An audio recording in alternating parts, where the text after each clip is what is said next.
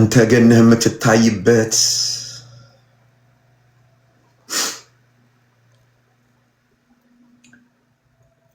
ማዳንህ ገኖ የሚወጣበት በጨለማ የተዘጉ በጨካኙ በዲያብሎስ እጅ በልዩ ልዩ መንገድ የተያዙ እጅህን አይተው ወደ መንግስትህ እንዲመጡ ምሕረት በእኛ ላይ እንዲታይ ክብር በእኛ ላይ እንዲታይ ሕይወታችንን እንድትነካ ያንተ ተአምር ያንተ ምልክት እግዚአብሔር ሆይ የፈረንጅ መጽሐፍ አንብበው አንተ ስራ እንዳቆምክ ጡረታ እንደወጣህ አድርገው የቆጠሩ የለም አይሰራም የሚሉ ብዙ ናቸው። አምላኬ እግዚአብሔር ስምህን በዚህ ልክ ደፍረናል። ስምህን ልታከብር ከማደሪያ እንድትነቃ አምላክ እንደሆንክ እንደምታድን እንደምትሰራ ኃይልህ እንደሚገለጥ እንዲታይ በጌታ በኢየሱስ ክርስቶስ ስም እለምንሃለሁ። ሐሰቱ ሐሰት እንደሆነ እውነቱ እውነት እንደሆነ እንዲታይ የኤልያስ አምላክ ሆይ ዘንበል እንድትል በጌታ በኢየሱስ ክርስቶስ ስም እለምንሃለሁ። ከመጽሐፍ ቅዱስ ትምህርት ቤት ፍልስፍናዎች በላይ የሆንከው እግዚአብሔር ከየትኛውም ስኮላር ትንታኔ በላይ የሆንከው እግዚአብሔር ራስህን ለዚህ ትውልድ እንድትገልጥ እጅህን እንድናይ በዚህ ጊዜም ቃልህን ስንሰማ ቃልህን ስንማር ወደዚህ ከፍታ እንድታመጣን እለምንሃለሁ። ክብር ላንተ ይሁን በጌታ በኢየሱስ ስም አሜን። እሺ ቅዱሳን ወደ ዛሬው ሐሳባችን እንዘልቃለን ማለት ነው። ፓስተር የአምልኮ ውስጥ እኮ ጨመርከን። ምኑን ዘልቀዋለን? በጌታ በኢየሱስ ስም ዛሬ ነው የሰማሁት። ልኬልህ ነበር በቀደም እሱ ነበር የላከልኝ ሊንክ አልከፈትኩትም። ልኬልህ ነበረ ሰማይ ነፍሴ ብዬ ልኬልህ ነበር። ኦ ማይ ጋድ ኦ ማይ ጋድ ኦ ማይ ጋድ። እግዚአብሔር ይባረክ፣ እግዚአብሔር ይባረክ፣ እግዚአብሔር ይባረክ። እግዚአብሔር በቴዎሎጂያንስ አይደለም የሚተነተነው ወይም በቴዎሎጂያንስ አይደለም የእግዚአብሔር ማንነት የሚለካው በቅዱስ ቃሉ ነው። ቅዱስ ቃሉ እግዚአብሔር ዛሬም ሕያው ነው ነው የሚለን። የፈለከው የስነ መለኮት አመለካከት ሊኖር ይችላል። የፈለከውን የፈረንጅ መጽሐፍ ልታነብ ትችላለህ። ዳዝንት ማተር።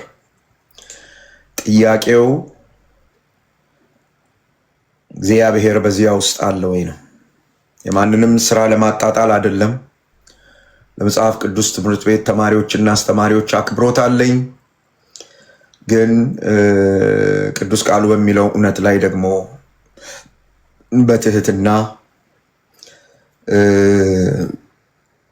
አለመስማማቴን ማሳየት ፈልጋለሁ። ኤኒዌይስ በጊዜው ስንደርስ ወደ ሐዋርያት ስራ መጽሐፍ ስለምንመጣ እነዚህን ጉዳዮች በዝርዝር ስለምናይ ያኔ እናወራለን። ኦኬ እንግዲህ የዛሬው ርዕሳችን ያለው ወይም ንባባችን ያለው ያዕቆብ መጽሐፍ ምዕራፍ 3 ከቁጥር 1 እስከ 18 ምዕራፍ 3 18 ቁጥሮች አሉት። በእነዚህ 18 ቁጥሮች ውስጥ ያዕቆብ ያብራራውን እውነት ያዕቆብ የተናገረውን እውነት በሁለት መሰረታዊ ነገሮች ላይ ነው የሚያጠነጥነው፣ ወይም ሁለት መሰረታዊ ነገሮች ናቸው የሚያነሳቸው።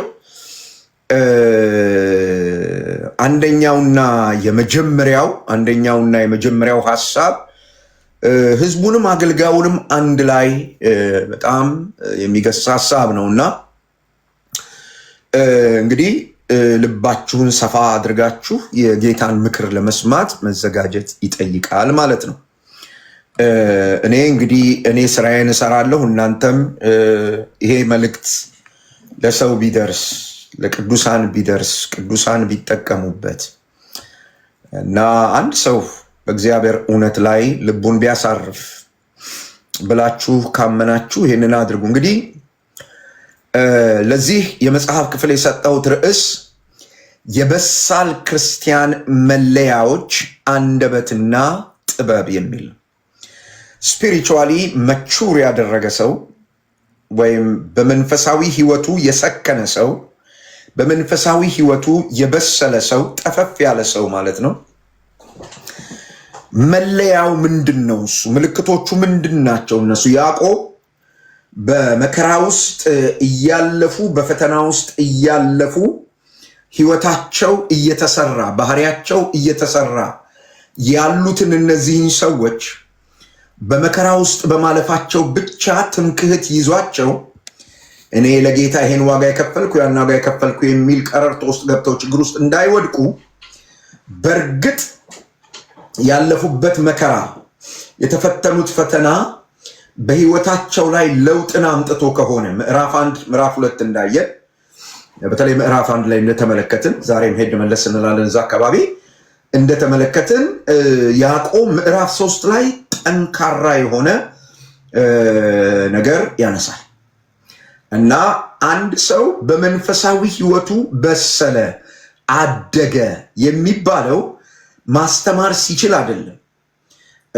ሲሰብክ አይደለም፣ ትንቢት ሲናገር ምልክቶች ተአምራቶች በእጁ ላይ ሲሆኑ መናፍስት ሲያወጣ አይደለም። እነዚህ ሁሉ በእግዚአብሔር የጸጋ ስጦታ የሚከናወኑ ነገሮች ናቸው።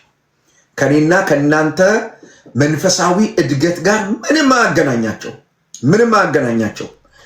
ነገር ግን አንድ ሰው አደገ፣ በመንፈሳዊ ህይወቱ እግዚአብሔርን ወደ መምሰል መጣ፣ ስፒሪቹዋሊ መቹር አረገ ሲባል ሁለት ነገሮች በጣም ዋነኛ ምልክቶች ናቸው። በዚህ በያዕቆብ መጽሐፍ መሰረት አንደኛው አንደበቱ ጋር በተያያዘ ያለ የህይወት ስርዓት፣ የአንደበቱ ቃል አንደበቱን እንዴት እንደሚያስተዳድር የመጀመሪያው ምልክት እሱ። ሁለተኛው ምልክት ህይወቱን በጥበብ የመምራት ብቃቱ። ጥበብ ያወቅነውን እውነት፣ የተረዳነውን እውነት፣ የተቀበልነውን እውነት በተግባር የምናሳይበት መንገድ ነው። ለዚህ ነው ምዕራፍ 3 ቁጥር 13 ላይ ከናንተ መካከል ጥበበኛና አስተዋይ የሆነ ሰው ማን ይልና በመልካም አኗኗሩ ያሳየን ይላል። ሐዋርያው ቅዱስ ጳውሎስም ከዚህ ሐሳብ ጋር ይስማማል። በኤፌሶን መጽሐፍ ምዕራፍ 5 ቁጥር 18 ላይ ዘመኑን ስለመዋጀት ሲናገር ጥበብ እንደሌላቸው ሰዎች ልትኖሩ አይገባም ብሎ ይናገራል። ጥበብ እንደሌላቸው ሰዎች ልትናገሩ አይገባም፣ ወይም ጥበብ እንደሌላቸው ሰዎች ልትመላለሱ ነው የሚለው ነው። ይቅርታ፣ ጥበብ እንደሌላቸው ዘንድ ልትመላለሱ አይገባም። ጥበብ የህይወት ስርዓታችንን የምንመራበት መንገድ ነው። የእግዚአብሔር ቃል ገብቶን ከሆነ የእግዚአብሔርን ቃል አውቀናል ከተባለ የእግዚአብሔርን ቃል ተረድተናል ከተባለ ቲክቶክ ላይ መተን ሙግት እንገጥማለን ማለት አይደለም። ወይም ቲክቶክ ላይ መተን የምናሳየው የንግግር ብቃት አይደለም የእውቀታችን መለኪያ። የእውቀታችን መለኪያ እውቀት ወይም አንደርስታንዲንግ ወደ ዊዝደም ካልደረሰ አዋቂዎች አይደለንም። በደንብ አድርጋችሁ ስሙኝ። አንደርስታንዲንግ ኖውሌጅ ወደ ዊዝደም ካልመጣ አዋቂዎች አይደለንም። ታዲያ ምንድን ነው ያለን? ኢንፎርሜሽን። በሴኩላሩ ዓለም ውስጥ የመጀመሪያ ዲግሪ የሰራ ሰው፣ ሁለተኛ ዲግሪ የሰራ ሰው ምሁር አይባልም። ኢቭን ሶስተኛ ዲግሪውን ፒኤችዲውን የሰራ ሰው ምሁር አይባልም። ምሁር ወይም ልሂቅ የሚባለው ሰውዬ በፕሮፌሰር ማዕረግ በአንድ ጉዳይ ላይ ጥልቅ የሆነ ምርምር አድርጎ ያ ምርምር ያደረገበት ነገር ህይወቱን የለወጠው ሰው ማለት ነው እንጂ የሶስት ፈረንጅ መጽሐፍ አንብቦ መጥቶ ቲክታክ ላይ ማነብነብ አዋቂነት አይደለም። መለኪያው ምንድነው እሱ ያላችሁኝ እንደሆነ ሐዋርያው እንደሚናገር አንደኛው የአንደበት ቃል ነው፣ ወይም ከአንደበታችን ጋር ያለ ዝርዝር የማነሳው ነገር አለ እሱ ያነሳው። ሁለተኛው ግን የጥበብ ኑሮ ነው። እንግዲህ ስለ ቃል ስናነሳ ቃላት የምንናገረው ቃል ወይም ቃላት በተፈጥሯቸው የሰዎችን ህይወት ይቀርጻሉ፣ ሼፕ ያደርጋሉ። ቃላት ቀላል ነገር አይደለም። አንድ ወላጅ በአንድ አረፍተ ነገር ልጁን ሊባርክ ወይም ሊያቆስል ይችላል። በዚህ ባለፈው ሳምንት በወዲያኛው ሳምንት ውስጥ አንድ በቤተ ክርስቲያናችን ያለች እህት ስለ ልጇ ነገረችኝ። ልጇ በዚህ ሀገር ነው ያደገው። አይ ቲንክ የተወለደው በሌላ ሀገር ነው፣ ግን ትንሽ ሆኖ ነው የመጣው። እዚህ ነው ያደገው እና ወደ ትምህርት ቤት ሄደ፣ ወደ ሃይ ስኩል ትምህርት ቤት ሄደ። በዛ በሃይ ስኩል ትምህርት ቤት ውስጥ በዚህ በምርኩዝ የሚዘለል ዝላይ በከፍተኛ ሁኔታ ይዘላል እና የትምህርት ቤቱን ሪከርድ የያዘው እሱ ነው እና በጣም የሚጠበቅ ልጅ ነው። ግን አንድ ቀን የቆዳ ችግር ያለበት አንድ መምህር ምን አለው? አይ አንተ እኮ አትችልም፣ ዝም ብሎ ነው እንዲሁ አጋጣሚ ነው እንጂ አትችልም አለው እና ያ ወንድም ያ ልጅ ይሄንን ነገር ሰማ፣ ከውድድር ወጣ። በቃ የትና የት ሊደርስ የሚችል ልጅ ቆም እና የምንናገረው ቃል ሰዎችን ሊባርክ ወይም ሊያቆስል ይችላል። በስለት ተወግተው በጥይት ተመተው ከቆሰሉ ሰዎች ይልቅ በቃላት ተመተው የቆሰሉ ሰዎች ሳይፈወሱ እስከ ወዲያኛው ይሰናበታሉ። ስለዚህ ቃላት በጣም ኃይለኛ ናቸው። አንድ ሰባኪ በአንድ አንቀጽ የቤተ ክርስቲያንን እምነት ሊገነባ ወይም ሊያፈርስ ይችላል። ይሄን በዚህ በቲክታክ ላይ በጣም ተመልክተነዋል። ሰዎች ሞቅ ብሏቸው ድንገት የወረወሩት ቃል ቲክታኩን ሲገለባብጠው፣ ቤተ ክርስቲያንን ሲያተራምሳት፣ አብረው ወንጌል እንሰራለን ያሉ ሰዎችን ቋንቋቸውን ሲያደፈርሰው ብዙ ጊዜ ተመልክተናል። የአንደበታችን ቃል በጣም በጣም ወሳኝ ነው። አንድ የሀገር መሪ በአንድ ቃል ዙፋኑን ሊያጣም ሊያጸናም ይችላል። አንድ የሀገር መሪ በአንድ ቃል ዙፋኑን ሊያጣም ሊያጸናም ይችላል። መጽሐፍ ቅዱስን ስታነቡ ትዝ ይላችኋል አይደለም? ያ ኢዮርብዓም የሚባል ንጉስ መሰለኝ አይደል? መጥተው ጥያቄ ጠየቁት። እስራኤል ለሁለት የተከፈለችው በዚያ ጊዜ ነው። አባትህ በላያችን ላይ ግብር በጣም ጨምሮብናል፣ ስለዚህ ግብር እንድትቀንስ እንፈልጋለን የሚል ጥያቄ አንስተው ጠየቁት። ከዛ በኋላ እሱ ደግሞ ከሽማግሌዎች ጋር ወይም ከአዛውንቶች ጋር መከረ። ከዛ በኋላ ከቢጤዎቹ ከሱ ጋር ከሆኑ ከሱ ኩዮች ከሆኑ ሮብዓም ይቅርታ ስሙን ስለዘነጋኝ፣ ሮብዓም የሚባለው ሰው የናባጥ ልጅ ነው። የሮብዓም ያኛው ነው። ኦኬ። እና እሱ ወዳጆቹ የመከሩትን ምክር ሰምቶ መጣና ነገራቸው። ይችኛዋ ጣቴ ከዚችኛዋ ጣቴ ትወፍራለች እና አባቴ በሾህ ገርፏችኋል፣ እኔ በጊንጥ ገርፋለሁ አለ። እስራኤል ለሁለት ተከፈለ እና ቃል በጣም በጣም በጣም በጣም ወሳኝ የሆነ ነገር ነው።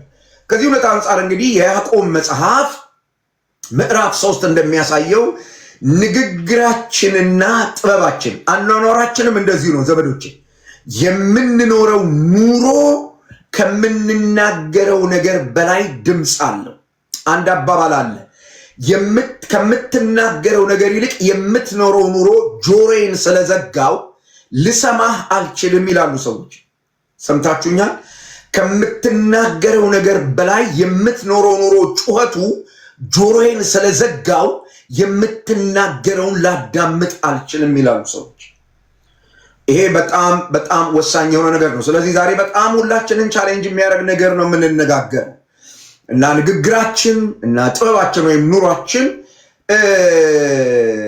ጥቃቅን ጉዳዮች ሳይሆኑ ወይም እንደ ዋዛ የምንመለከታቸው ነገሮች ሳይሆኑ የመንፈሳዊ ብስለት ዋና መፈተኛዎች። አድገሃለሁ በመንፈሳዊ ህይወትህ? አድገሻለሁ በመንፈሳዊ ህይወትሽ? አድጌያለሁ ወይ በመንፈሳዊ ህይወቴ የሚለው ጥያቄ የሚመለሰው በእነዚህ ሁለት መሰረታዊ ነገሮች ነው ዘመዶች፣ በእነዚህ ሁለት መሰረታዊ ነገሮች ነው። ስለዚህ ያዕቆብ ይሄንን ምዕራፍ 3 ነው የጻፈበት ምክንያት፣ ስለ አንደበት ማውራት የፈለገበት ምክንያት ምንድን ነው ካላችሁ፣ አንደበት የልብ መገለጫ ወይም ማሳያ በመሆኑ ነው። አንደበታችን በልባችን ውስጥ ምን እንዳለ ወይም ልባችን የተለወጠ ይሁን ያልተለወጠ ይሁን በደንብ ሪፍሌክት የሚሆነው ወይም በደንብ የሚገለጠውና የሚታየው በምንናገረው ቃል ልባችን የማልብ እንዳለን የክርስቶስ ልብ አለን ወይስ የለንም የሚለው የሚታየው በምንናገረው ነገር ነው። የዳነ ሰው ልብ አለኝ ወይስ የለኝም የሚለው የሚታየው ካፋችን በሚወጣ ነገር ነው። አንድ የዚህ ሀገር ሰዎች የሚሉት ነገር አለ። አንደበትህን ክፈትና ጭንቅላትህን አየዋለሁ ይላሉ ሰዎች። አንደበትህን ክፈተውና ጭንቅላትህን አያለሁ ይላል። ስለዚህ ያዕቆብ ለነዚህ በመከራ ውስጥ እያለፉ ላሉ ሰዎች፣ በፈተና ውስጥ እየሄዱ ላሉ ሰዎች በጣም የሚያነሳላቸው ነገር ልባቸው ሬዲ የክርስቲያን ልብ ነው አይደለም የሚለውን ልብ በሉ። የያዕቆብ ጭንቀት፣ የያዕቆብ ስጋት ሰዎቹ የሚያልፍባቸው መከራ ሳይሆን ሰዎቹ ላይ የሚፈሰው ስደት ሳይሆን ያዕቆብን የሚያሳስበውና የሚያስጨንቀው ነገር ሰዎቹ በህይወት መቀጠላቸው እንደ ዳነ ሰው መኖራቸው ነበረ የሱ ዋነኛ ትኩረት። ይህንን ጉዳይ በጣም ያነሳላቸዋል። ሁለተኛው ምክንያቱ ይህንን የጻፈበት አማኞች ልብና ንግግርን የሚለውጠውን ልባቸውንና ንግግራቸውን የሚለውጠውን ከላይ የሆነውን ጥበብ ከእግዚአብሔር እንዲጠይቁ ጥሪ ለማድረግ ከእግዚአብሔር እንዲጠይቁ ጥሪ ለማድረግ ነው። ስለዚህ እሺ አንድ ሰው በጣም ልክ ያልሆነ ድፍረት የተሞላበት ኮመንት የሚጽፍ ሰው አያለሁ። አታስተምሩ ሳትኖሩ ይላሉ። በመሰረቱ እኔን አያውቁኝም። አሁን ይህንን የጻፉት ወገኔ እኔን አያውቁኝምና እባክዎ እንዲሁ በድፍረት ኮመንት በመጻፍ መንፈሳዊ መሆን ስለማይቻል አይድከሙ እና ሞዴሬተሮች ስራችሁን ስሩልኝ። እንዲህ አይነት ሰዎችን ጊዜ አብረን ማጥፋት የለብንም። ለመማር ሳይሆን ለመረበሽ ስለሆነ የሚፈልጉት ማለት ነው። እንደሱ ቢሆን ጥሩ ነው። ኦኬ፣ የመጀመሪያው እንግዲህ ያዕቆብ በዚህ ጉዳይ ውስጥ የመጀመሪያ ትኩረት የሚያደርገው የማስተማርን ከባድነት በማሳየት ጉዳይ ነው። ሚውት አርጓቸው፣ እነሱም ቢሆኑ ሚውት አርጓቸው። ሊረብሻቸው ይችላል። ይሄ እውነት ስለሆነ ሊረብሻቸው ይችላል፣ ግን መረበሻ አያስፈልገውም። እውነተኞች ሰዎች ከሆኑ የምናወራው የእግዚአብሔር ቃል ከሆነ እሱን ሰምተው እንደ እግዚአብሔር ቃል ካላወራን መጽሐፉን አውድ ይዘን ስለምናወራ ቴክስት ይዘን ስለምናወራ እዛ ቴክስት ላይ ገብቶ መነጋገር ይቻላል። በኋላ ሲጨርስ ጥያቄ ማቅረብ ይቻላል። መሳደብ፣ አላስፈላጊ ነገር ግን መናገር ነው ትክክል አለ። በተለይ መረበሽ ተገቢ አይደለም። ኦኬ፣ እና የመጀመሪያው የሚያነሳው ነገር ምንድነው? እሱ የማስተማርን ከባድነት ያነሳል። ምዕራፍ 3 ቁጥር 1 እና 2 ያዕቆብ በዚህ ክፍል አንድ የሚያነሳው ነገር አለ። ወንድሞች ሆይ ከእናንተ ብዙዎች አስተማሪዎች አትሁኑ ይላል።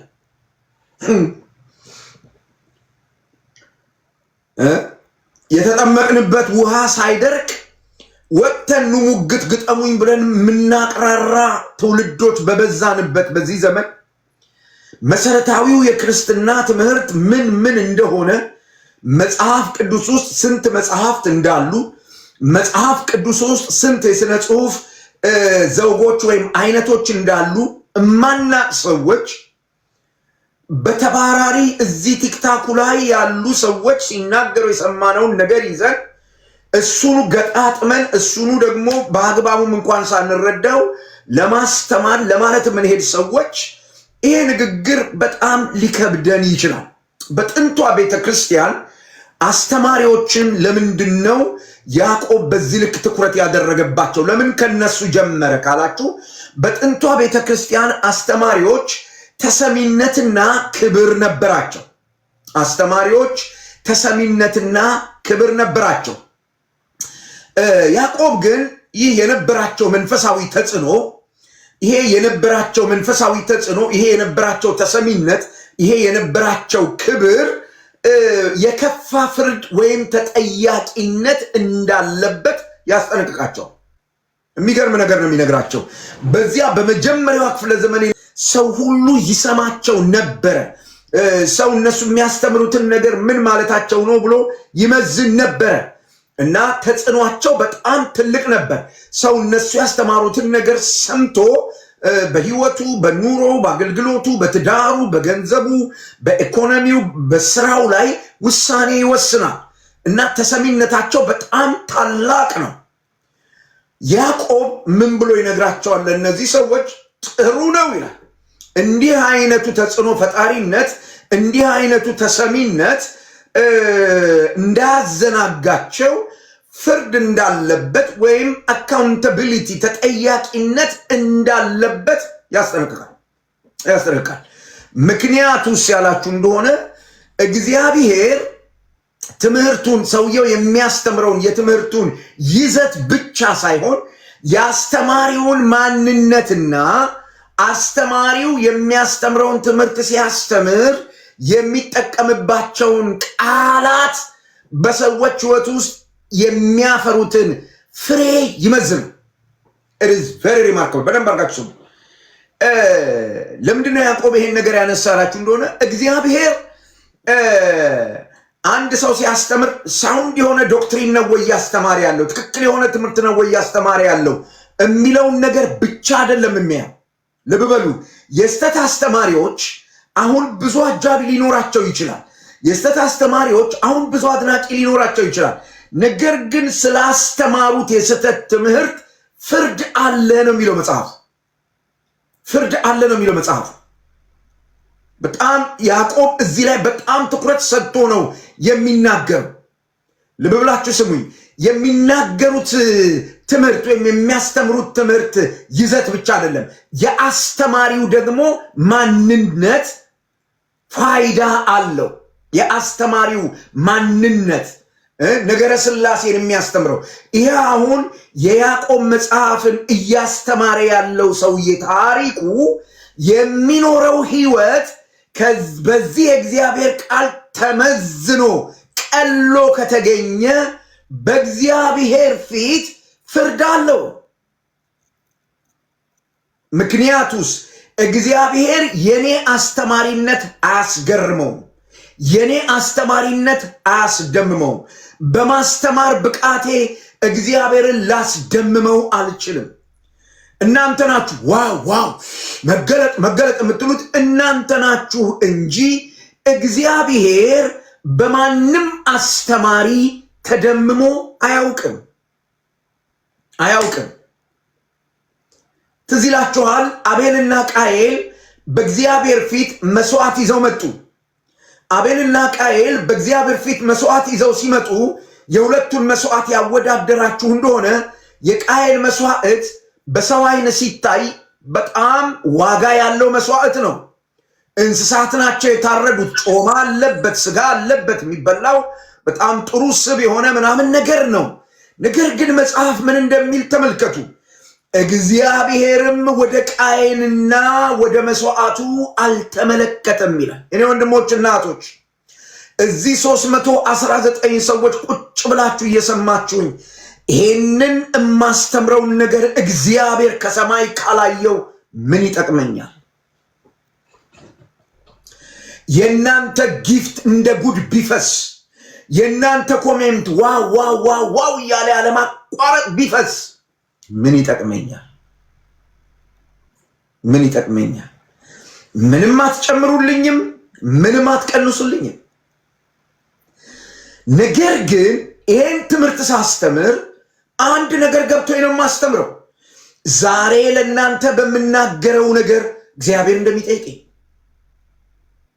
ስለዚህ ላስተምር ስነሳ ቁጭ ብዬ ተሰናድቼ ማንበብ ያለብኝን አንብቤ ጸልዬ የጌታን ፊት ፈልጌ መንፈስ ቅዱስን ጠይቄ ነው መጥቼ እዚህ የተሰየምኩት። ዝም ብዬ አይደለም። ለምን ካልከኝ ኃላፊነቱ ታላቅ ነው። ሰዎች እንደው የታወቀ አስተማሪ ብለው እንዲያውቁ ትፈልጋለህ? አልፈልግም ዘመዶች። እኔ በጣም የምትሸሸው ነገር ምንድን ነው ካላችሁኝ፣ ዝና። ለምን? ነፃነቴን ስለምፈልገው። ስም ያለው አገልጋይ መሆን፣ ስም ያለው ሰው አልፈልግም። እኔ በእግዚአብሔር ፊት ነው የምነግራችሁ። ሀብታም ሰው መሆንም አልፈልግም። እኔ ነፃነቴን እፈልገዋለሁ። በቃ ከበላው ከለበስኩ ከጠጣው በቂ ነው። አገልግሎቴን ፖፕላር እንዲያደርገኝ አልፈልግም። ወዮ ሱምራ አልፈልግም። ብዙ ጊዜ ከወንድሞች ጋር ስንነጋገር ኤርሚዝ ያለ ለነገሩ ሁል ጊዜ የምለው ነገር ዶንት ሜንሽን ኢት ማይ ኔም ነው። ምንም ነገር ሲሆን እኔን ስም እንዳታነሳ ነው። ምክንያቱስ ካላችሁኝ ምን ይሰራልኛል? ጉዳዩ ከእግዚአብሔር ጋር ነው። በዝና መስከር ስትጀምሩ ፍርድ እንዳለ ማወቅ ያስፈልጋል። ማንነታችን የአስተማሪው ማንነት በእግዚአብሔር ዓይን ፊት ፋይዳ አለው። ለምን? የሚያስተምረው ትምህርት ከሰውየው ማንነት ጋር ተያይዞ በሰዎች ሕይወት ላይ የሚፈጥረው ተጽዕኖ ስላለ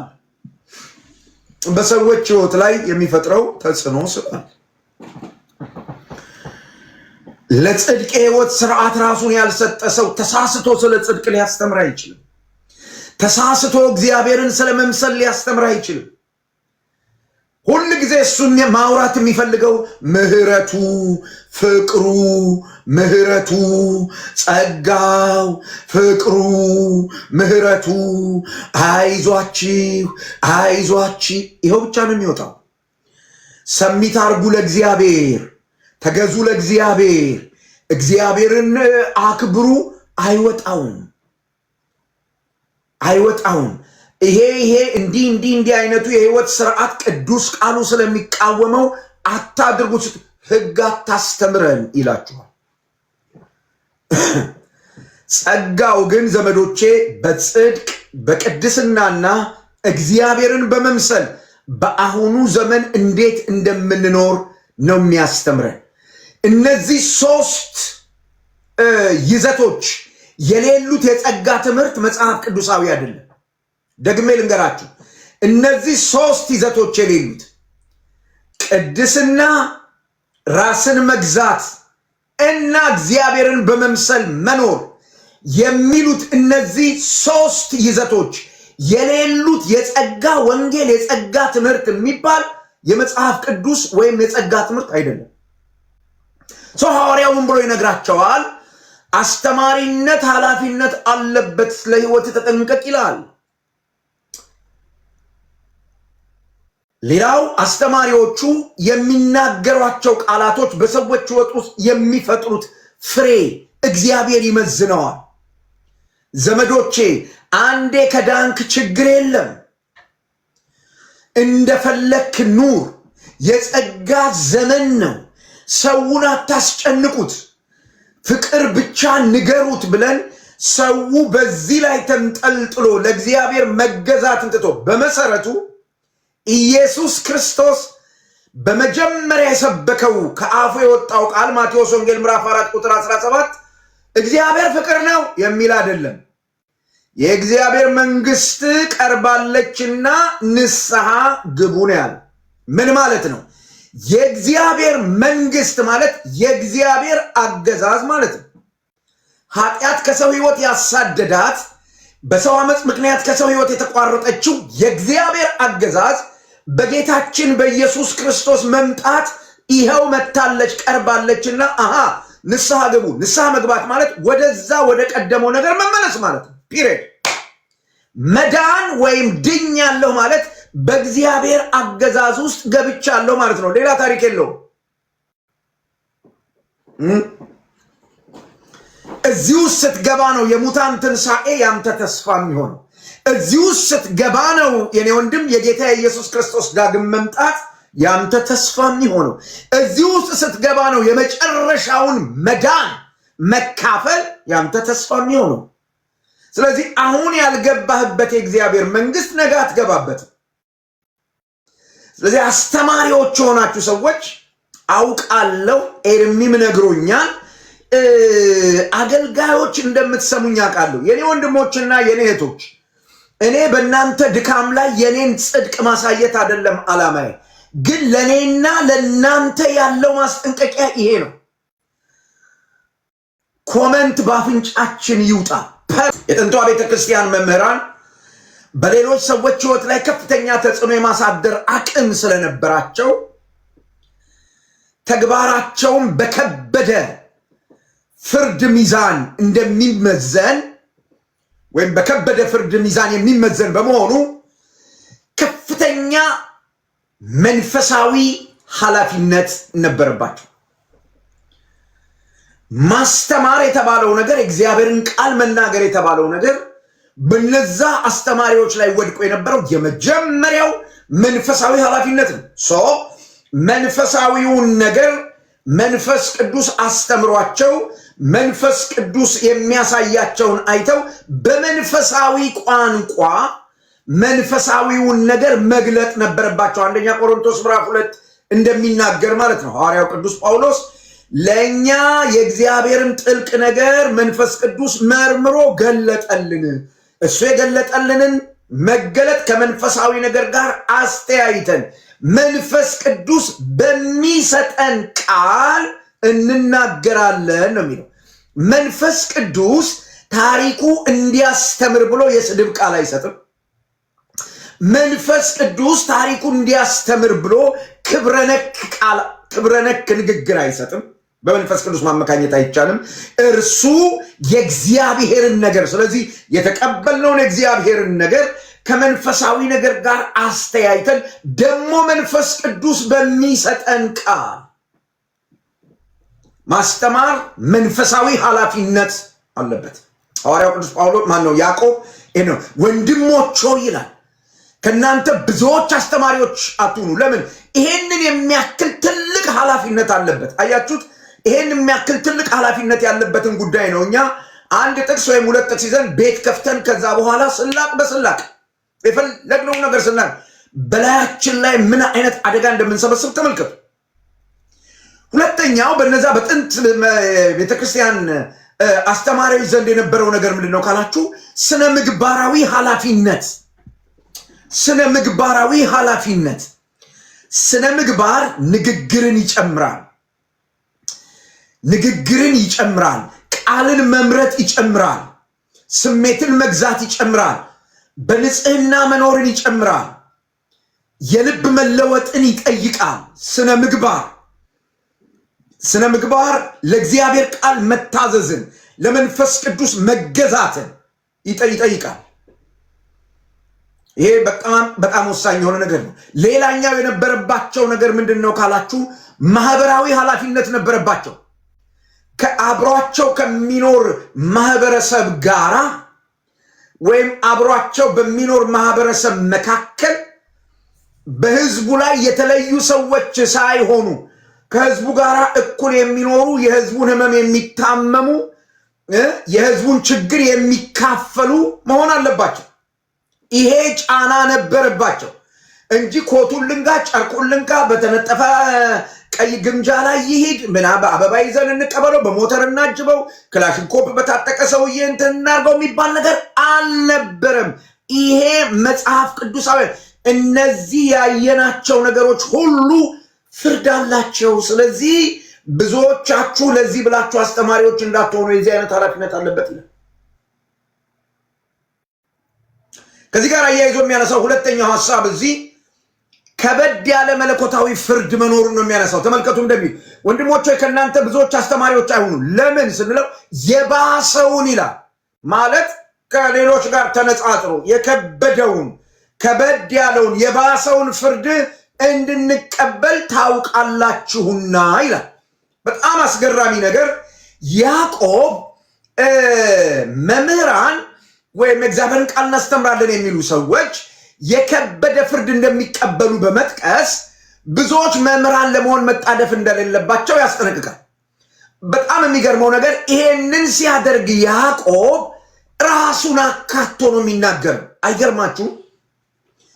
ትንሽ ስለ ያዕቆብ ወደኋላ ሄድ ብለን እናስብ። ሐዋርያት ሥራ ምዕራፍ 15 ላይ እንደምታውቁት ያዕቆብ የአንደበቱ ቃልና የመንፈስ ቅዱስ ውሳኔ የተስማማለት ሰው ነው። እኛና መንፈስ ቅዱስ ይሄንን ብለናል ብሎ የተናገረ ሰው ነው። የቤተ ክርስቲያንን ታሪክ ስናጠና እንደምንመለከት በንግግሩ በስነ ምግባሩ ጨዋነት የተመሰከረለት ሰው ነው። ራሱን አውጥቶ አይደለም የሚናገረው። እኔም እንኳን የጌታ ወንድም የሆንኩት የኢየሩሳሌምን ቤተክርስቲያን የምመራው እኔም እንኳን ነው የሚለው። ከተጠያቂነት ልናመልጥ አንች የባሰው ፍርድ ስላለ መጠንቀቅ ያስፈልጋል። ያዕቆብ ይሄንን ማለቱ ምን ያሳየናል ያላችሁኝ እንደሆነ በእግዚአብሔር ፊት ማስተማር የሚባለው ነገር ቲክታክ ላይ ወጥተን እንደፈለገን እንደምንናገረው አይደለም። በየሚዲያው እንዳሻን እንደምናወራው በየጸሎት ቤቱ ምስባክ ላይ እንደፈለገን እንደምንናገረው ገብቷችኋል። ብድግ ብለን አንድ የሆነ ቃል መጅረጥ አድርገን አውጥተን የሆነን ሰውዬ ለመናገር የሆነን ሰውዬ እንትን ለመባያ ለምንድነው እሱ ከበድ ያለ መለኮታዊ ፍርድ ማንሰብ በእነሱ ንግግር ሊታነጽ ወይ ደግሞ ወደ ስህተት ሊሄድ ስለሚችል በአስተማሪዎች ሰዎች ወይ ይታነጻሉ ወይ ደግሞ ወደ ስህተት ይሄዳሉ።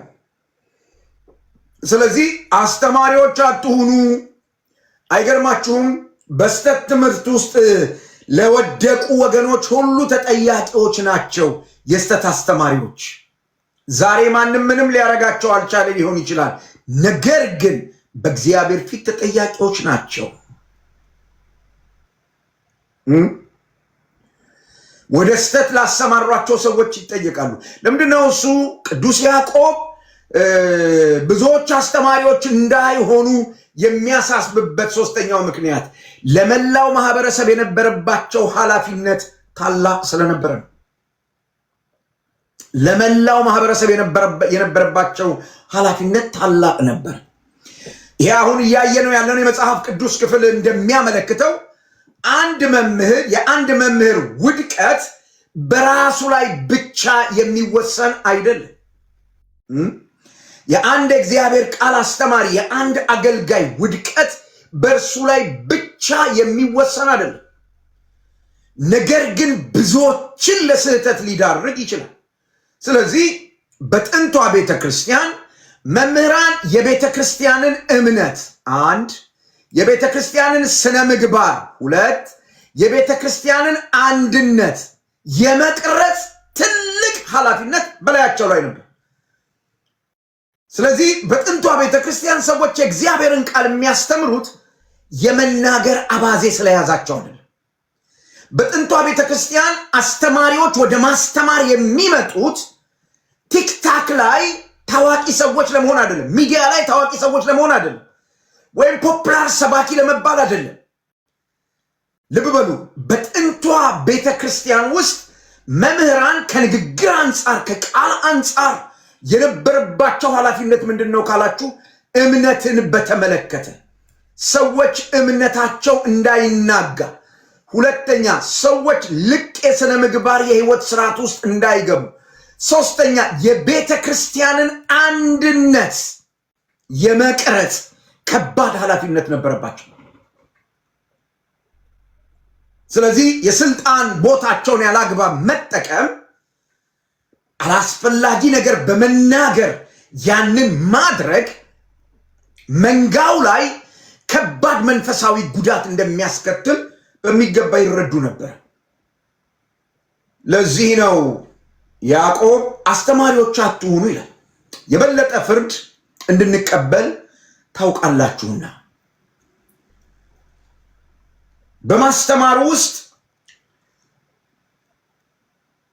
ሊከሰቱ የሚችሉ በቃላት ሊከሰቱ የሚችሉ አደጋዎች ምንድናቸው ካላችሁ፣ አንደኛው የስተት ትምህርት፣ ሁለተኛው በግዴለሽነት በሚነገሩ ቃላት የሰዎች መጎዳት፣ እንደመጣልን ዝም ብለን ተናግረን እንዳገኘን ዝም ብለን ተናግረን ሳናስብ ቅዱስ ቃሉ ይለዋል ወይስ አይለውም ብለን በደማችን ሙቀት ውስጥ ሆነን ተናግረን በሰዎች ላይ የምናደርሰው የመንፈስ ስብራት፣ የልብ ስብራት፣ የስሜት ስብራት፣ ይህ በጣም በጣም ከባድ ነገር ነው። ወይ ደግሞ ለሰዎች የምንናገረው ሻካራ ቃል፣ የማይመች ቃል፣ እሱ ብቻ አይደለም አታላይ የሆነ ቃል፣ በእውነት ላይ እውነቱን በፍቅር መግለጽ ሲገባን እውነት ላይ ኮምፕሮማይዝ አድርገን እውነት ላይ አመቻምቸን የምንናገረው ነገር፣ ይሄ የበለጠ ፍርድ ያመጣል። የሚያሰናክል ነገር ነው። ከመልእክቱ ጋር በሚጋጭ የግብዝነት ህይወት መኖር ይሄንን ያነሳል። ስለዚህ ያዕቆብ እነዚህ ነገሮች በማንሳት የኃላፊነቱን ትልቅነት አጉልቶ ሲያሳይ ማስተማር የሌሎች ሰዎች መንፈሳዊ ሕይወትና አመለካከት የመቅረጽ ከፍተኛ ኃላፊነት ያለበት ተግባር ነው።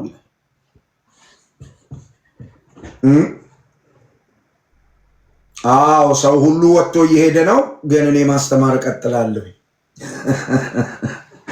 አይ ነው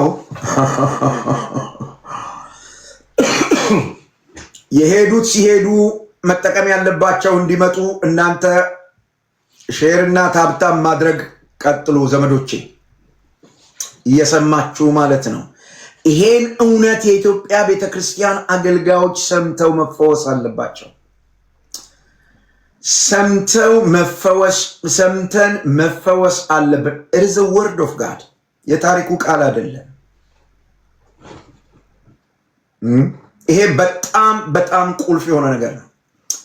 ኦኬ፣ ማስተማር አንድ ሰው የሚያስተምረው ትምህርት ስህተት ከሆነ በራሱ ላይ ብቻ ሳይሆን በሌሎች ላይ ጉዳት ስለሚያደርስ ተጠያቂነቱን ጠንካራ ያደርገዋል። አስተማሪ ለአንደበቱ ቃል መጠንቀቅ ያለበት ለምንድን ነው ያልን እንደሆነ የአንደበት ተጽዕኖ ያዕቆብ በዚህ ምዕራፍ ላይ ይሄን አንደበትን መግራት ምን ያህል አስቸጋሪ እንደሆነ ያነሳል። እሱን አነሳላችኋለሁ። አንደበትን መግራት በጣም አስቸጋሪ እንደሆነ፣ ከሰው አቅም በላይ እንደሆነ ያዕቆብ በግልጽ ይናገራል። ስለዚህ አስተማሪዎች ደግሞ አብዛኛውን ጊዜያቸውን በንግግር ስለሚያሳልፉ አብዛኛው አገልግሎታቸው ከንግግር ጋር የተያያዘ ስለሆነ የመሳትና የመሰናከል እድላቸው ሰፊ ነው ካልተጠነቀቁ በስተቀር። ተጠንቅቀውም እንኳን ግድፈት ይገኛል። ሌላኛው ተጠያቂነት የባሰ ፍርድ የሚለው ከእውቀት ጋር የሚመጣ ተጠያቂነት ነው። የሚያስተምሩ ሰዎች የእግዚአብሔርን ቃል ጠንቅቀው እንደሚያውቁ ይታመናል ወይም ይገመታል። አሁን ብዙዎቻችሁ አሁን ይህንን የእግዚአብሔርን ቃል ስለማስተምራችሁ መጽሐፉን እንደው ጥጥት ያረኩት ሁሉ ነገር እኔ ማቀው ሊመስላችሁ ይችላል። በጣም ቁርጣችሁን ወቁ። ከማቀው ይልቅ የማላቀው ልክ የለውም። የማላቀው ልክ የለውም። መታችሁ ማላቀውን ነገር ብትጠይቁኝ አላቀውም የነው መልስላችሁ አላቀውም። አንድ ጊዜ አስታውሳለሁ በዚህ በቲክታክ ላይ አንድ ጥያቄ አንድ የኦንሊሰስ ድርጅት ተከታይ የሆነ ሰው ጠየቀኝ። አላቀውም አልኩት። አታቀውም ብሎ በእኔ ሲገርመኝ በጣም የተማረ ሰው ነው።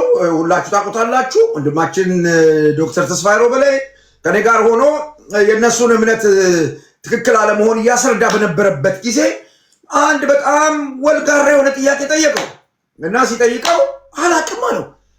ወዲያው ኮመንት ዶክተር ሆኖ ይሄንን የማያቅ አቤት! ሁሉን የሚያቅ እግዚአብሔር ብቻ ነው። መጽሐፍ ቅዱስ ከእውቀት ከፍለን እናውቃለን ነው የሚለው። እኔ ከእግዚአብሔር ቀጥሎ ሁሉን አዋቂ ሆነው ያየኋቸው አሁን በዚህ ሰሞን ተነሳን የሚሉ ነቢያቶች ናቸው እንጂ የመጽሐፍ ቅዱስ ላይ ሁሉን አዋቂ እግዚአብሔር ብቻ ነው። እና አሁን ዘንድሮ በቃ ከእግዚአብሔር ቀጥሎ ሁሉን የሚያውቁ ሰዎች ቲክታክ ላይ ያሉ ሞጋች ተሞጋቾች እና ሰሞኑን የተነሱ ነቢያት ናቸው። እኔ ብዙም ማላውቀው ነገር አለ። በእውነት ነው የምነግራችሁ። በእውነት ነው የምነግራችሁ።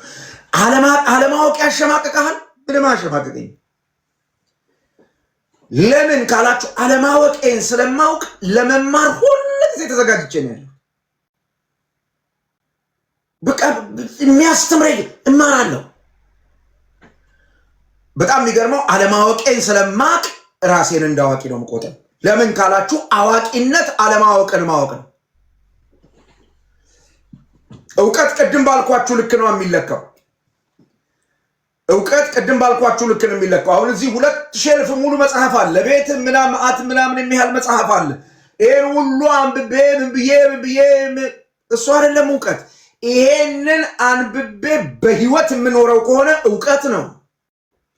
ይሄንን አንብቤ ገጣጥሜ ጽፌ መጥቼ እዚህ ቲክታክ ላይ የማወራው ከሆነ መረጃ ነው። መረጃ የትም አያደርስም። መረጃ ጠቃሚ ነው፣ ግን ዋና አይደለም። ስለሚያስተምሩ ሰዎች ግን የሚማሩ ሰዎች የእግዚአብሔርን ቃል የሚማሩ ሰዎች አስተማሪዎቻቸውን ያምናሉ። አስተማሪዎቻቸው የእግዚአብሔርን ቃል በሙሉ ያውቃሉ ብለው ይገምታሉ። ስለዚህ እነሱ የሚናገሩት ነገር እነሱ የሚሉት ነገር በቃ የክርስትና አስተምሮ እንደሆነ አድርገው ይወስዳሉ። ለዚህ ነው ይላችሁ አንዱ ሰው የሞቅ ብሎ ቲክታክ ላይ የሆነ ነገር ከተናገረ ይሄው የወንጌል አማኞች እንዲህ አሉ ብለው ይላሉ። የወንጌል አማኞች አስተምሮ ምን እንደሚል እኛ ያን ነገር የተናገሩት ሰው የራሳቸው እንኳን ላያውቁ ይችላል። ስለዚህ በክርስትና አስተምሮ ደግሞ ብዙ ከተሰጠው ብዙ ይጠበቃል። አስተማሪ አውቃለሁ ብሎ ከመጣ ተዘጋጅቻለሁ፣ አስተማሪ ነኝ፣ ተጠርቻለሁ ብሎ ከመጣ ብዙ ስለሚጠበቅበት የባዘ ፍርድ አለው ብሎ ይናገራል። ባጭሩ ያዕቆብ ይህንን ማስጠንቀቂያ የሰጠው ሰዎች ያለ ጥሪ፣ የመጀመሪያው ሰዎች ያለ ጥሪ እንግዲህ በዚህ ዘመን ሐዋርያት የሉም ነቢያት የሉም የሚሉን ሰዎች አሉ። ሐዋርያው ደግሞ በኤፌሶን መጽሐፍ ምዕራፍ 4 ቁጥር 11 ላይ ምርኮን ማርኮ ወደ ላይ በወጣ ጊዜ ስጦታን ሰጠ ይላል እና ምን ሰጠ ብለን ስንጠይቅ ሐዋርያ፣ ነብይ፣ ወንጌል ሰባኪ፣ መጋቢ ወይም እረኛ፣ ከዛስ አስተማሪ ሰጠ ይላል። ሐዋርያ የለም ነብይ የለም የሚሉ ሰዎች አስተማሪም የለም ማለት አለባቸው።